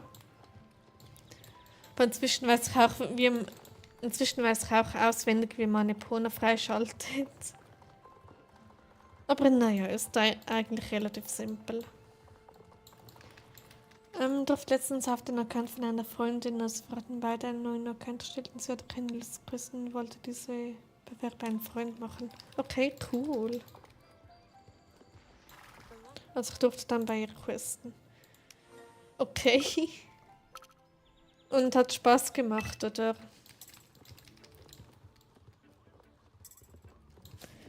Ich weiß doch, als das KWPN dabei war bei Lad einen Freund ein, habe ich 24 Stunden, also wirklich fast genau 24 Stunden gebraucht, um es mir zu erspielen. Und ich war am Ende so fertig und ich habe dann das Pferd Questen getauft. Einfach weil ich so viel gequestet habe dafür. Genau.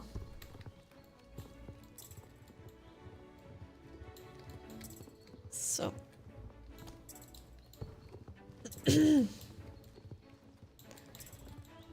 Genau. Hab dich kurz verlinkt, schau es dir an. Okay, mach dann nach dem Stream ganz gemütlich.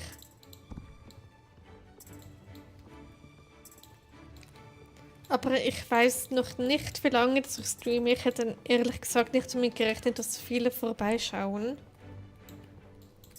Aber ja. So. Tipptopp. Dann, was sagt der Ruf? Wahrscheinlich bei 3 oder. Nee, nicht das Pferd. Also, was haben wir dann? Jumpy, Jumpy, Jumpy. Goldspur. Gut, noch. Also, ich würde sagen, morgen habe ich das. Ja, Lasson habe noch ein bisschen. Und absolut nicht, das mache ich nicht wieder. Hat bei meinem Account damals 2 Tage lang gequestet. Und bei ihr wenig Lust auch noch zu questen. Oh je.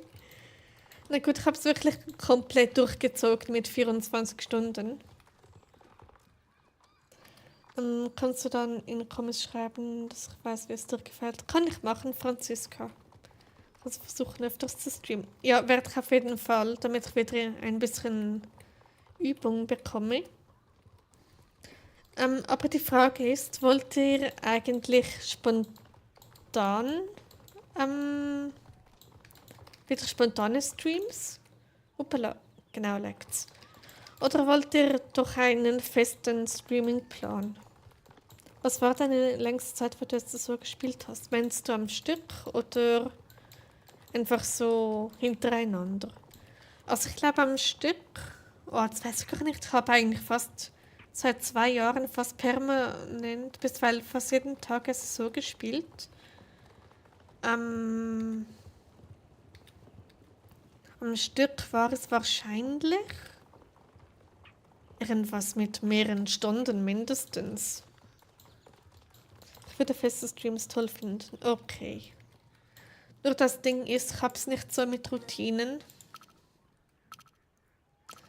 Deshalb ist es schwer, wirklich jeden Streaming-Tag einzuhalten. Spontan, wie es dir am besten gefällt. Okay, also ich würde die Streams schon so am Nachmittag oder Mittag ankündigen. Damit ihr wisst, dass ich dann am Abend streame. Also ich glaube, die Zeit lasse ich fix mit 18:30 Uhr.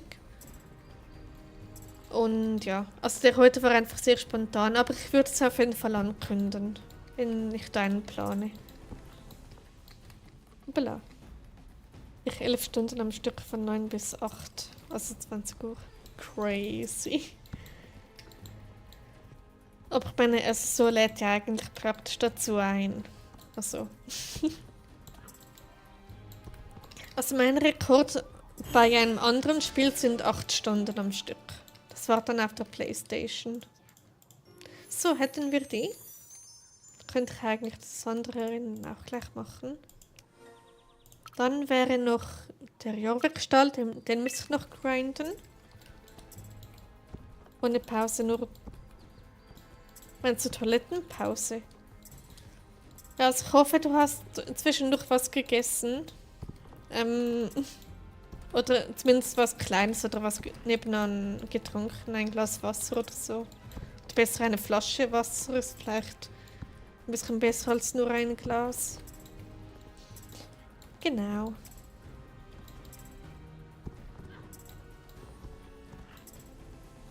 So.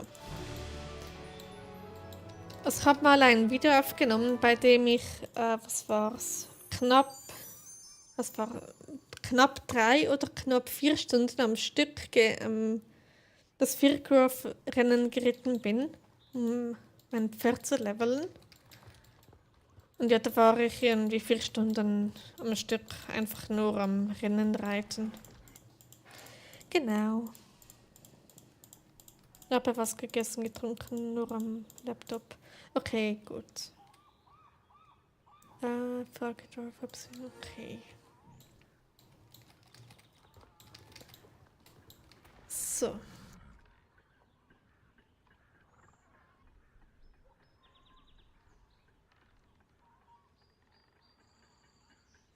Okay. Wieder da hat ein bisschen länger gedauert, weil ich noch versuchen musste. Alles gut, Anouk. Willkommen zurück.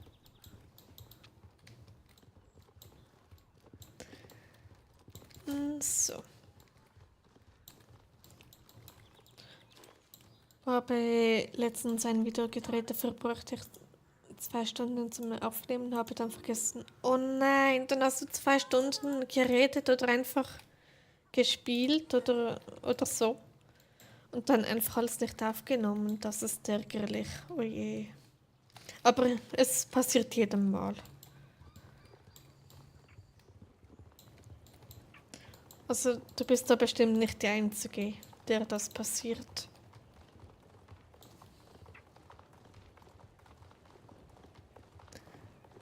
Genau. Ja, und das war ein Pferdekauf. Oh nein, das ist ja gleich doppelt ärgerlich. Weil das Pferd kann man ja nicht, also könnte man schon nochmals kaufen, aber die meisten machen sowas nicht. Bin eben weg. Okay, bis gleich, Franziska. Oder wenn du ganz rausgehst, dann einen schönen Restabend und später gute Nacht.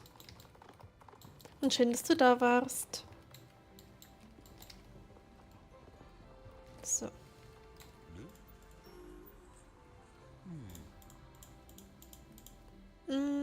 Frage Jill, ob sie Dorifs Exemplar. Okay. Da hat es aber viele Quests. Moment, bevor ich da weitermache, sollte ich eigentlich noch zum Jorvik-Stall. Wegen dem Ruf.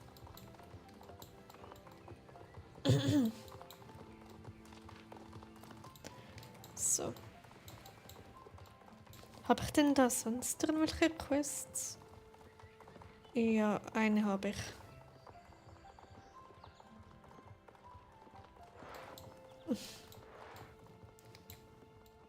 Okay, Stein hat etwas, glaube ich. Was hat er? Hilfe der Stallhilfe, okay.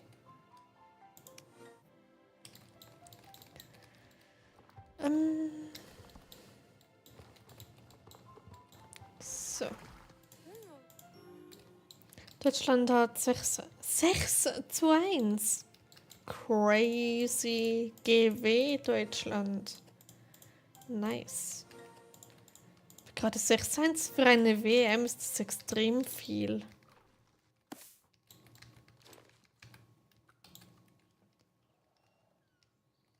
Aber ich glaube, Deutschland ist allgemein relativ gut im Fußball. Okay, Iren ist da gerade extrem still im Spiel.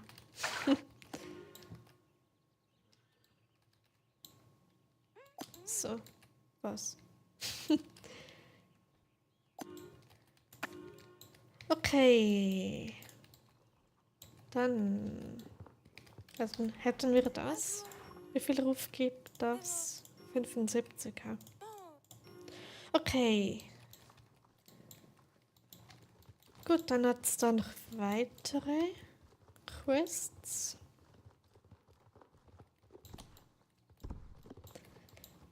Genau. Also nochmals, gegen wen hat Deutschland gewonnen? Ich habe es nicht so auf dem Schirm. Ich freue mich so. Ja, verständlich. Party. Ja, let's go. So.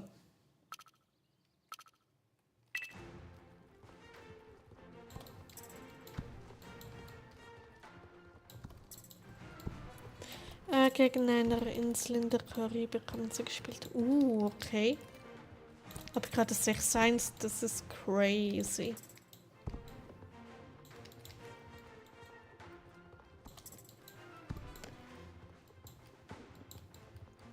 Genau.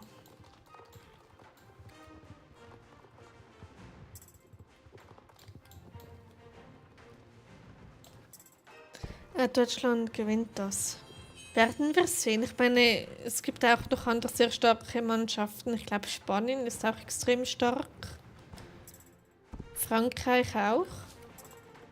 Und die anderen weiß ich gerade nicht.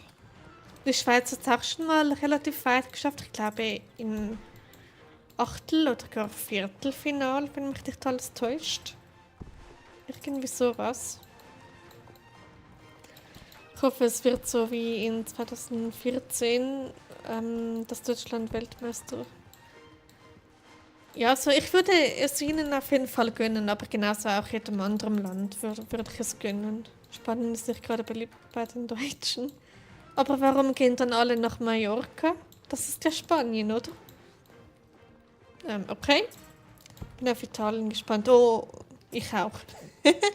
Ich bin auch auf Slowensko gespannt, wie weit sie kommen. Wenn dann Italien gegen Slowensko spielt, das wird spannend. Da bin ich dann auf jeden Fall dabei. Abgesehen von dem Handballspieler. Okay, dann ist da was an mir vorbei, weil es sagt mir gerade nichts. So. Bella Italia. Ja. Ich meine, der Vorteil ist jetzt ganz ehrlich, wenn man nicht für eine WM oder EM qualifiziert wird, dann kann man dort auch nicht rausfliegen. Dann ist man nicht so enttäuscht. Das ist doch immerhin ein Vorteil. Und es fragt mich auch die ganze Zeit, ob es auch nach Mallorca geht. Ja, und dort Ballermann und Partyschlager und Malle und was weiß ich. Aber dann irgendwie, keine Ahnung. Was bei Fußball ist Spanien nicht beliebt von Deutschen. Das Land ist cool. Ja, bestimmt. Also das Land ist bestimmt cool. Aber ja. Also dann haben so die Fußballmannschaften von Spanien und Deutschland sind die nicht gerade beste Freunde. Eine Frage darf ich Mod sein. Ich suche eigentlich gerade keine Mods, aber ja. Aber danke für die Interesse.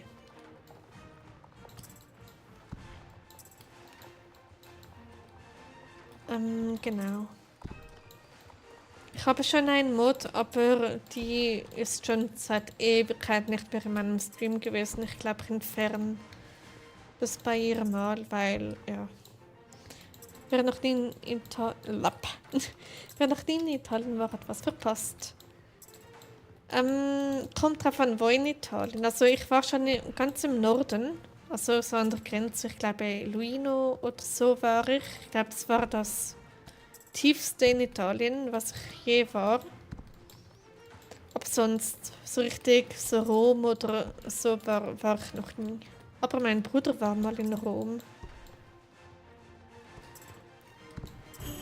Genau. So. Gut, dann machen wir da mal was anderes. Stimmt, die H&M-Rennen. Und die beiden Pferde wollte ich mir auch noch holen. Starcoins hätte ich. So. Mein bester Freund, deren Papa kommt aus Italien. Glückwunsch zum Level Up.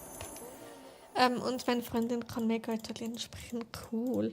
Also meine BF ist auch zur Hälfte Italienerin. Ihr Vater kommt von Italien. Und ja. Aber etwas... Nee, das sag ich nicht öffentlich. Sonst werde ich noch gehatet. Naja.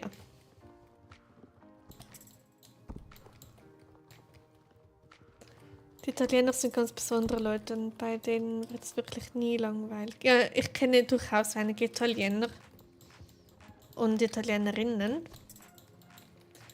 Und ja, es sind wirklich spezielle Leute. Und einige, also ich würde jetzt nicht sagen, dass alle so sind, aber einige sind sehr, sehr direkt. So, ja. Meine Freundin sagt, auf einer Hälfte ist sie Deutsch, auf einer Hälfte Italienisch. Das ist ein cooler Mix. Bin eben weg. Okay, bis gleich, Franziska. Aber die Mentalität, hab Angst, wenn die schimpfen. Okay. Naja, ich weiß nicht, ob das jetzt in einem Stream gehört, aber ich habe nicht die beste Erfahrung mit Italienern. Deshalb. Ja. So. Genau.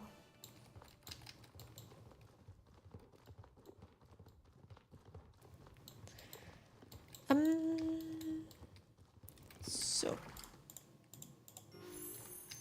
Gut, dann das nächste. Bitte da. Welcome back, Franziska. Du hast ein Leben temperamentvoll. Ja, so kann man es sagen.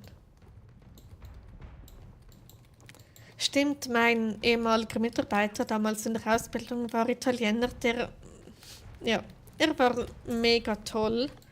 Aber wiederum, wenn er frustriert war, hat er also mir rausgelassen. Das fand ich nicht so nett, aber an sich war er ziemlich toll. Und mega entspannt, wenn ich das korrekt in Erinnerung habe.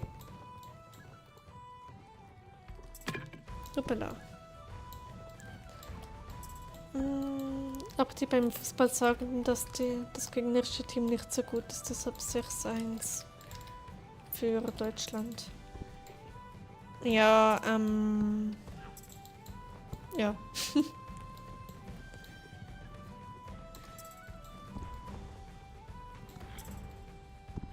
So.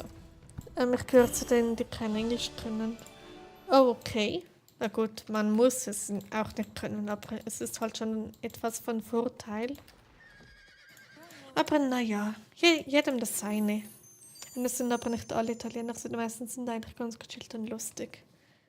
Ja, ich weiß, dass nicht alle so sind, aber ich kenne auch nur irgendwie 6 Italiener oder so, oder 5.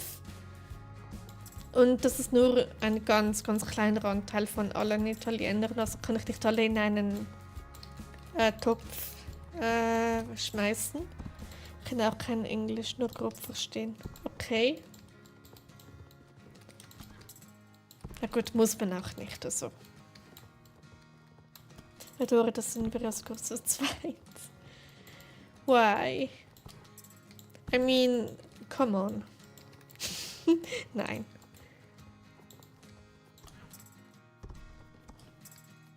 Aber yes ist Englisch. Genau. Uppala. Aber stimmt es, dass diese H&M-Rennen, dass es die tatsächlich in echt so gibt und die einfach in SSO nachgebaut haben? Also Englisch kann ich verstehen, aber nicht sprechen. Okay. Na gut, ich bin jetzt mit Französisch dran. Und ja, aber noch ganz in den Anfängen. Egal, als Bestwörter kennt man schon. Okay. So. Hätten wir das. Dann das nächste Rennen.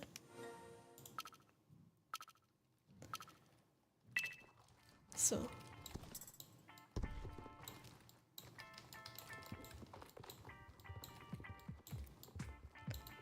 Also eben Sprachen sind bei mir ein Thema, bei dem ich ziemlich gut darüber reden kann eigentlich.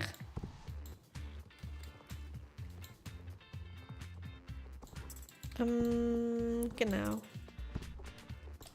Ich habe jetzt das Beispiel bei mir, ich sage immer, ich kann gut über etwas reden und dann 10 Sekunden später weiß ich nicht, was ich sagen soll. Oh je. So. Und hepp.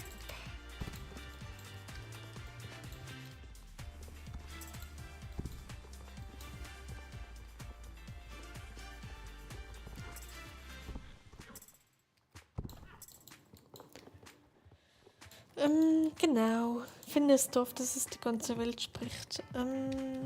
Wäre mal interessanter, wenn andere Sprachen mehr verbreitet wären, als immer noch Spanisch und Italienisch und so weiter. Ja. Es gibt so viele interessante Sprachen und es sind einfach so Nischensprachen, sag ich mal. Was eigentlich sogar ziemlich schade ist manchmal. Aber naja. Hat, glaube ich, auch mit Geschichte zu tun, so mit, ich weiß nicht, so Eroberungen und was weiß ich. Ich habe in Geschichte nicht aufgepasst. Aber ja. Hello, I am. My favorite color is blue and green. Haha. Wie kann ich das? Ach, hey, das ist doch schon mal etwas.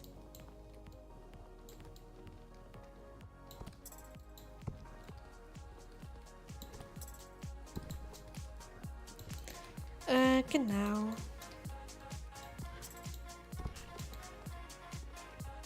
So.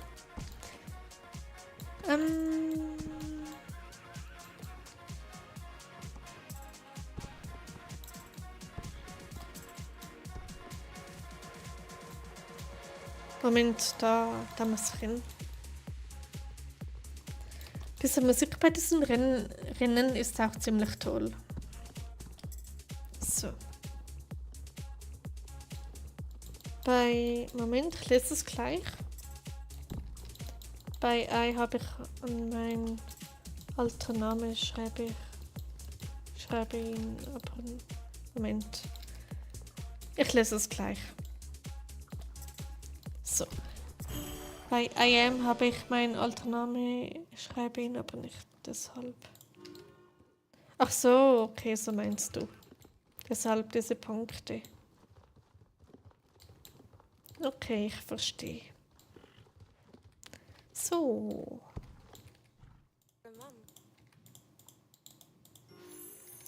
Gut, hätten wir das. Und Tsunami ist Level 8. Yay, und da hinten hat auch gerade jemand ein Level Up. Nice. Okay, dann hat es da noch, glaube ich, Dressur. Aber die ist überhaupt nicht meins. Aber die muss auch gemacht werden. So. Dann machen wir das doch mal. Kann ich mein Pferd nicht verwandeln? Okay.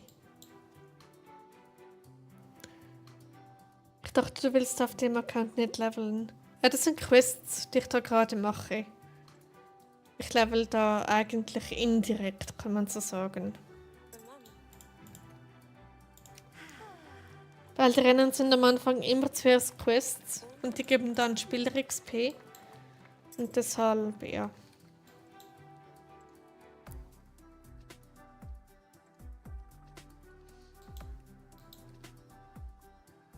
Oh, Englisch. Viel Spaß.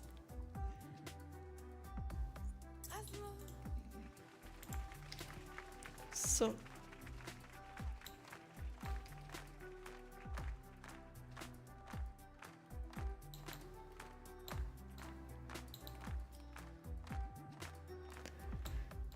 Genau. So, dann ab in den Trab. I. Okay.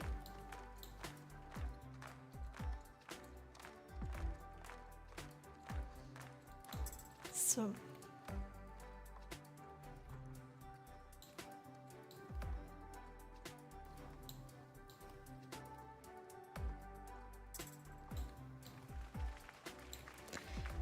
Genau. Ich habe gerade kein Thema mehr, über das ich reden könnte. Aber ich streame auch schon 2 Stunden. Hat aber Moment, kann eine Vorstellung. Das ist doch schon mal etwas, oder?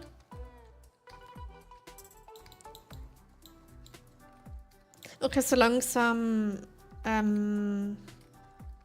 Ja. Ich glaube, das Ende des Streams nähert sich langsam, aber sicher. Mal sehen. Weil irgendwie ist mein Hirn nur noch Matsch. Irgendwie. Ich glaube, wenn ich öfter streame, dann wird es wieder besser sein. Aber naja.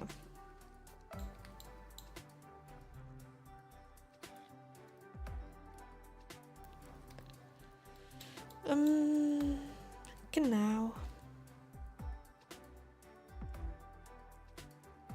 Ein ehemaliger Kumpel von mir von früher hat da immer in Englisch gesagt, I have a Semmelbrösel in my right Hosentasche.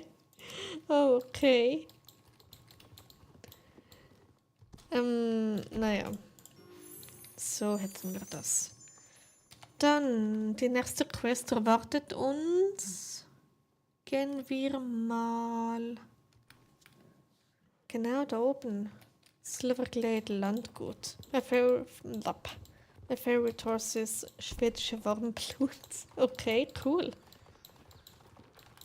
Welche Sprache findest du sonst noch cool außer Spanisch und Französisch? Slowakisch auf jeden Fall. Tschechisch. Ja, und that's it. Silverglade Landgut.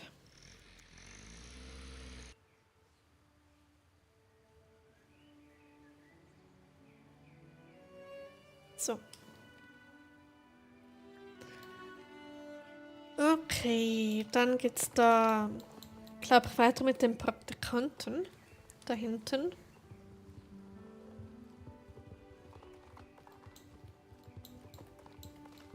Genau. Anne, das da aber ganz schön viele Quests offen. Ich weiß. Der Account ist aber auch relativ neu. Ich habe den vor 3 Tagen erstellt. Und ja, ich bin schon Level 11 innerhalb von 3 Tagen.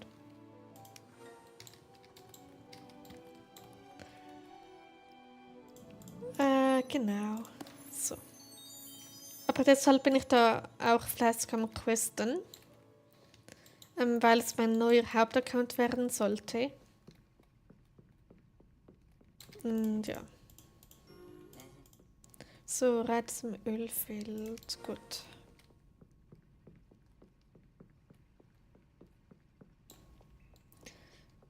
Okay.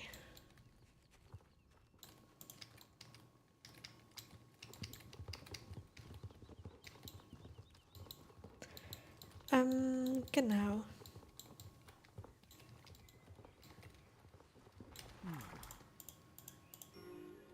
So.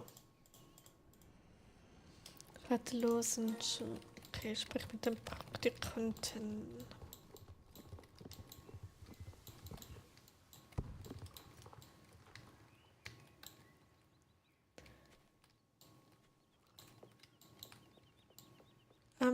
Genau.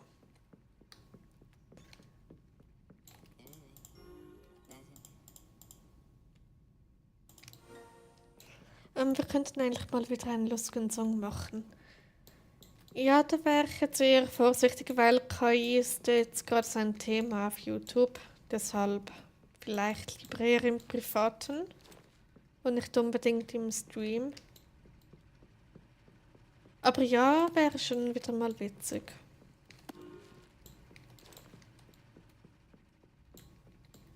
So, Praktikant, wo bist du? Da hinten, genau. Er hat zum Ölfeld. Habe ich das nicht schon gemacht? Ich dachte, ich hätte das gemacht oder etwas Ähnliches. Da bist du.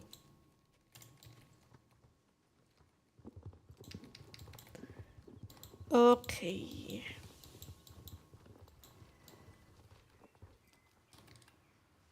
So, dann. Nee, ja, ist gut. Platzieren wir das da mal.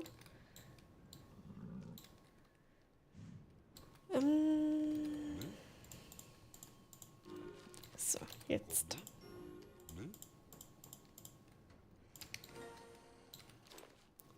Bei diesem Thema geht es ja um Bilder und Videos, aber nicht um Musik.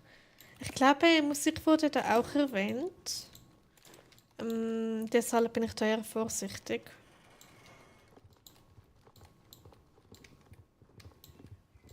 Und ja.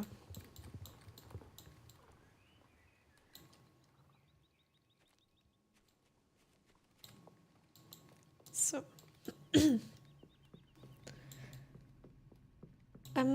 Genau. Er verlässt den Raum. Okay. So. Ja, zum Beispiel so das Pferdweltier-Intro war mit Kreuz, was sie dann auch geändert. Ja, ich war dort sogar noch dabei in der Community, als sie das als Intro hatte. Und ja.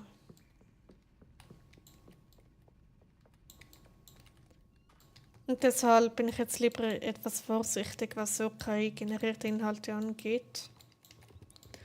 Okay, die nächste Quest hätten wir da vorne.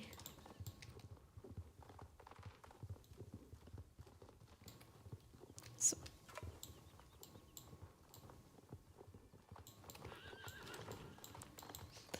Genau. Wie viele Tagesblöcke habe ich jetzt eigentlich? Ich glaube relativ viele. Also die Hauptquest. Ne, 3. Okay, ich dachte, es wären ein bisschen mehr. Gut, was für eine Quest erwartet uns heute? Ah, okay, die mit der Reitlehrerin. Okay. Bei einem eigenen Intro spricht aber meiner Meinung nach nichts dagegen, wenn mit dem Text alles okay ist. Ja, also extrem unpopular Opinion, aber ich finde KI cool. Ja, aber ich verwende sie nicht öffentlich. Weil jetzt viel mehr zurückhaltend, wenn schon. Und ja. So.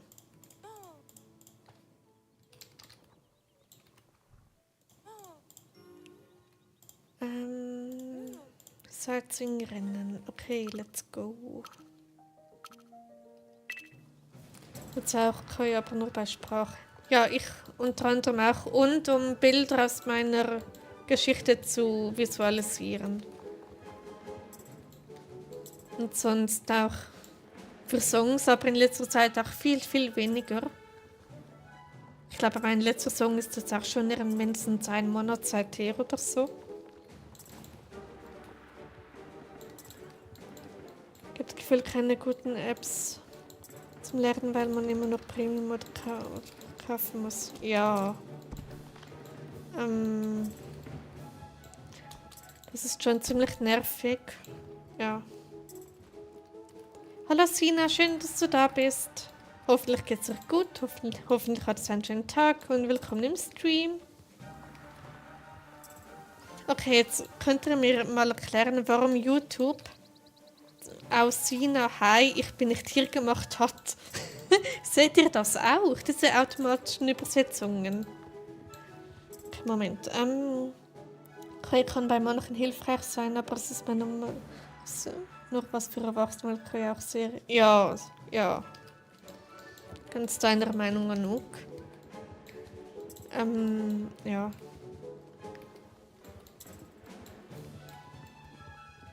Genau. Ja, bin in den Ferien. Oh, cool. Schön. Genießt deine Ferien, Sina. Ja, bei mir wird keine Übersetzung angezeigt. Sei froh, es ist so weird. Aus Hey, Sina wird, ich bin nicht hier. Das muss man erstmal kommen. Und ich weiß nicht, wie ich das ausschalten kann. Weil ich muss immer mit der Maus darüber, über den Text, und dann zeigt es mir das Original an, das wirklich geschrieben wurde. Und ja. Aber es ist durchaus auch ein bisschen lustig.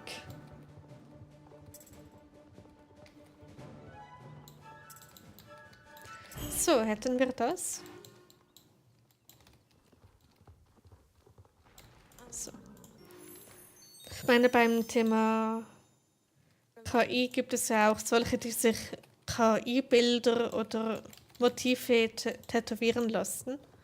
Ich meine, wenn es schön ist und so, weiß nicht. Würde ich persönlich jetzt nicht machen. Muss jetzt auch schon wieder gehen. Okay. Tschüss, Sina. Schön, dass du da warst und kurz vorbeigeschaut hast. Und bis nächstes Mal. Schönen Restabend und später gute Nacht. So. Ich nehme noch schnell einen Schluck Wasser.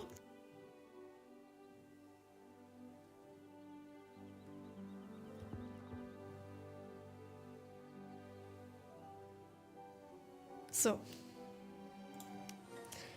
Doria, es ist echt traurig, dass man heutzutage für jede Kleinigkeit extra bezahlen muss. Ja. Ich meine, Apps, die früher kostenlos waren, jetzt zum Beispiel, ich weiß nicht, ob es jemand kennt, iButton. Das ist so eine App, wo man so per Tastendruck Geräusche laufen lassen konnte. Die benötigt jetzt ein Abo. Ich weiß nicht warum. Die war so gut und plötzlich jede kleinste App benutzt irgendein random Abo-Modell. Ich finde das so schade. Uah.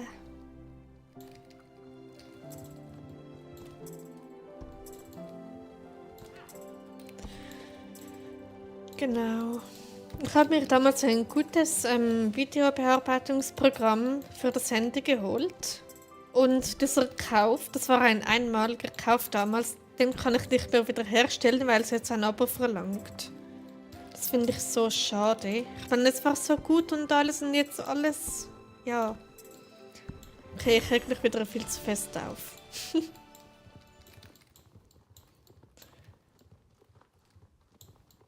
Genau. So.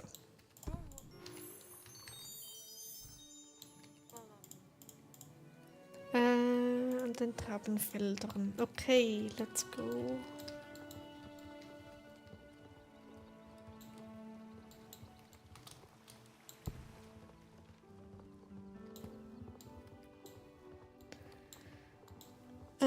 Genau.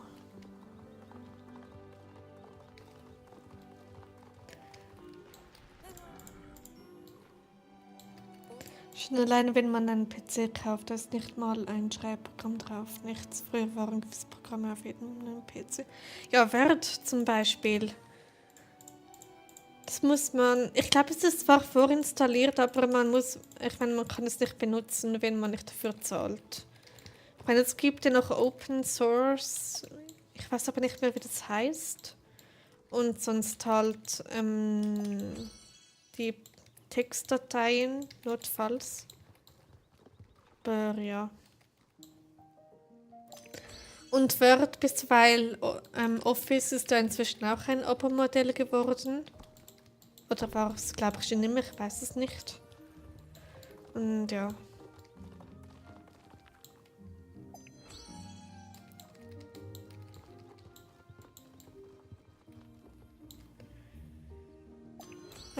Genau. Und dann noch teuer. Ja. Ich meine, Word kostet, glaube ich, pro Jahr, also allgemein Microsoft Office. Genau, ja, irgendwie sowas. Genau, so ist es nicht mal eine dumme Version von einem Programm ist da auf einem PC. Ja. Irgendwie ist es komisch, wie sich das Ganze entwickelt hat. Alles nur noch Abos, Abos, Abos und so. Naja.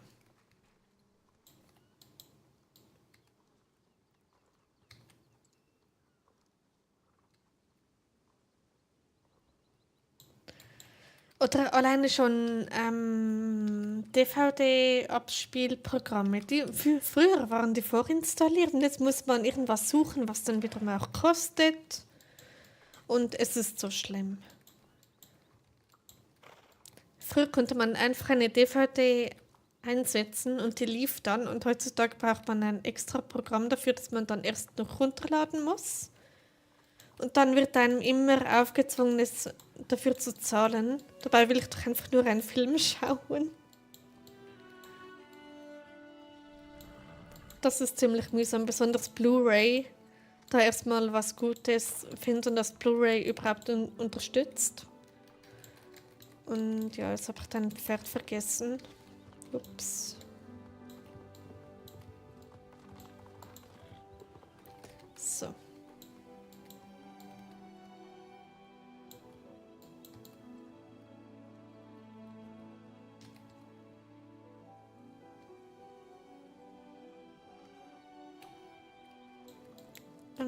Genau.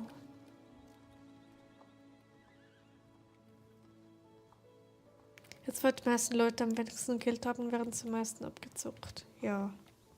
Furchtbar. Aber naja. So, dann hätten wir das da gleich. Die anderen sind schon da vorne. So, ab in den Stall mit euch dreien. So, perfekt.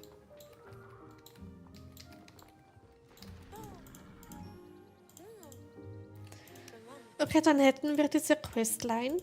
Die ist zwar nicht so lang, aber trotzdem. Perfekt.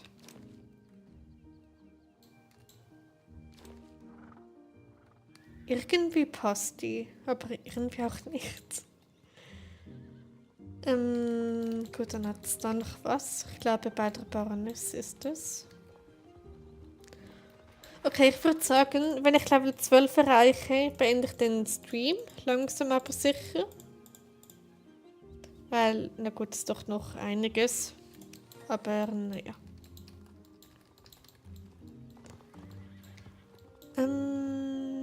Genau.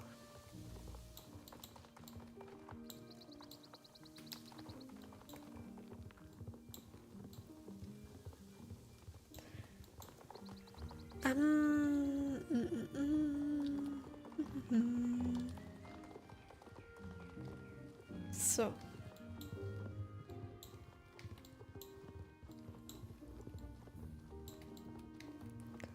Genau, ich glaube, diese Quest 3 muss man machen für die Night Dust Quests. Ich überlege auch gerade. Ja, irgendein Thema, oder? So, Butterfly. Kennt jemand von euch den Song Butterfly?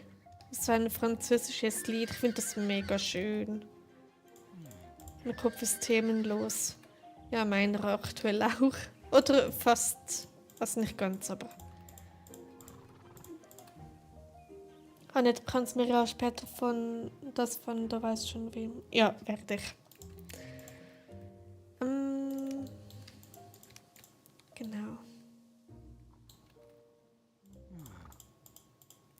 Dann sagt mir gerade nichts, es nur ein Lied aus dem Schwedischen.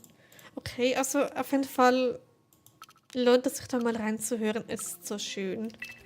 Von Gerard irgendwas heißt er, glaube ich.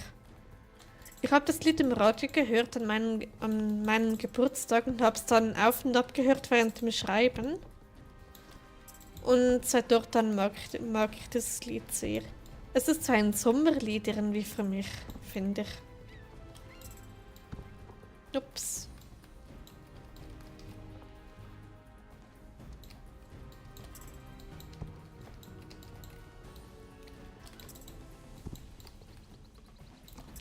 Genau.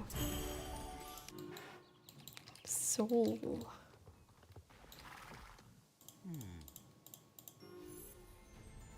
Okay, let's go, Butterfly. Du packst das. Na, warte, das ist ja, glaube ich, wenn ich mich richtig erinnere, heißt dieses Pferd Valorant oder so. Wie wird der Künstler geschrieben? Gerard, aber mit einem Accent aigu. Glaube ich. Und der Nachname müsste ich nachsehen.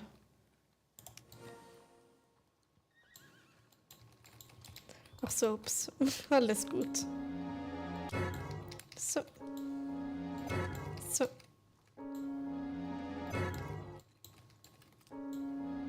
Und so.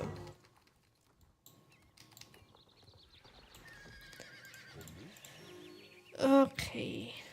Ja, Barrel Race.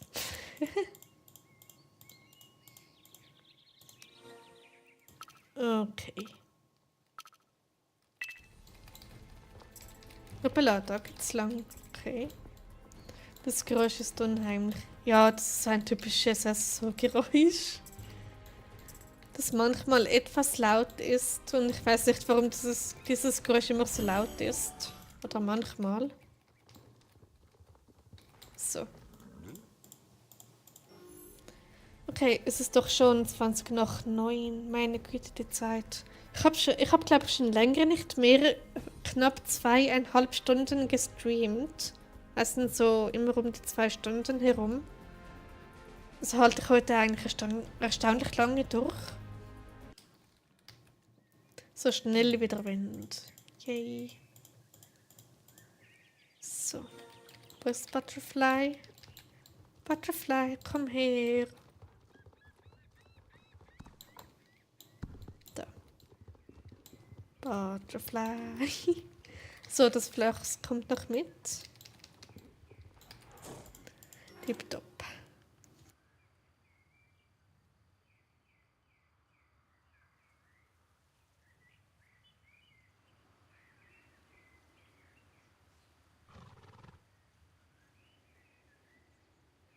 Okay.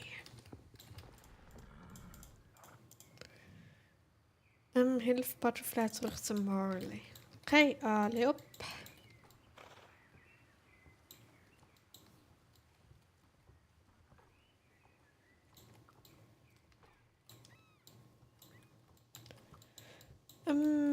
Genau.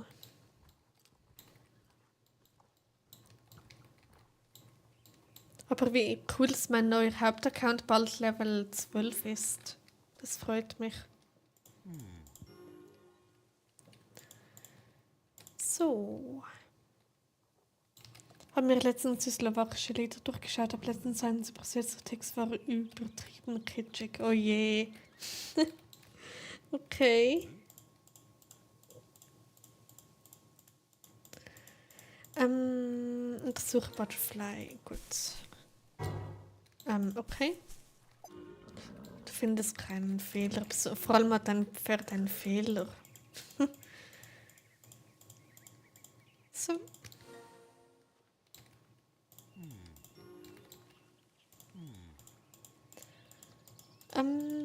Genau.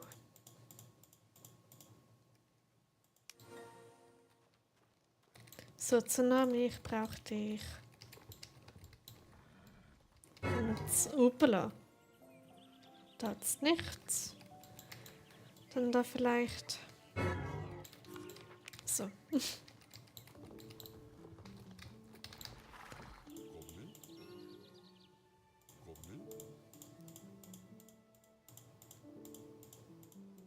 Okay, wie viel XP gibt das? 10, okay. Gut, dann geht's auf zum Landgut.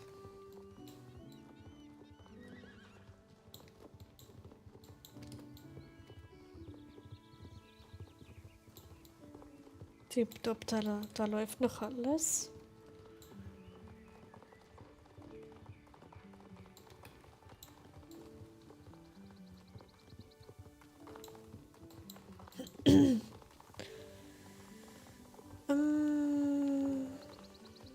Genau.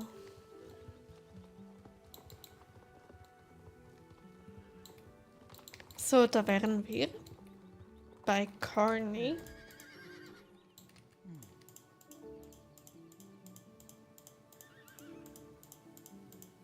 So, komm schon.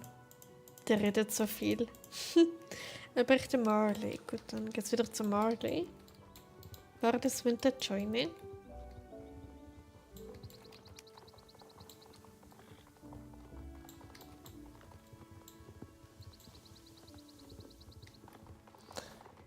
Gleich hast du es geschafft, dann ja. Ja, ich hab's gleich. Noch 40 Spieler XP und dann ist das Ende des Streams eigentlich schon in Sichtweite.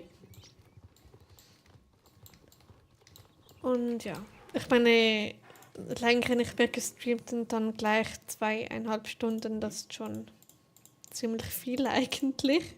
Aber ich meine, es macht mega Spaß mit euch da zu streamen. Ah, Valiant, nicht Valorant. Okay, schreibe eine Super. Okay. Uff.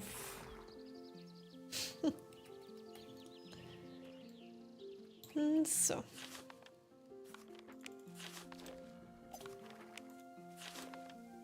Dann hätten wir das gleich.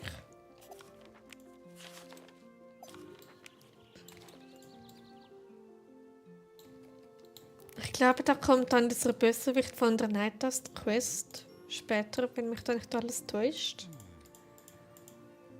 Wenn es dir Spaß macht, ist doch egal, wie lange das Stream dauert. Ja. Hauptsache, man hat Spaß.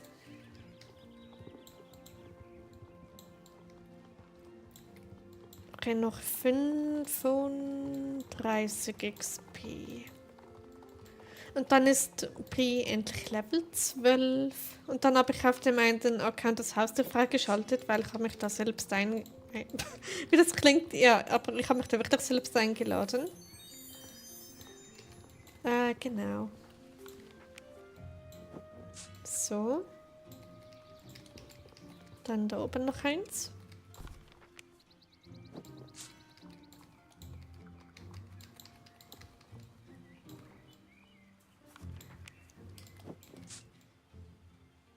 Tipptopp. Und noch eins.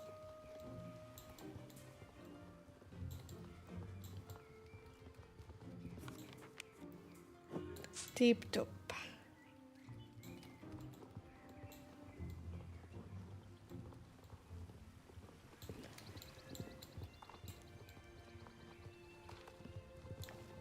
Okay. Vor allem, es wird langsam dunkel da drin. Aber draußen ist noch so hell.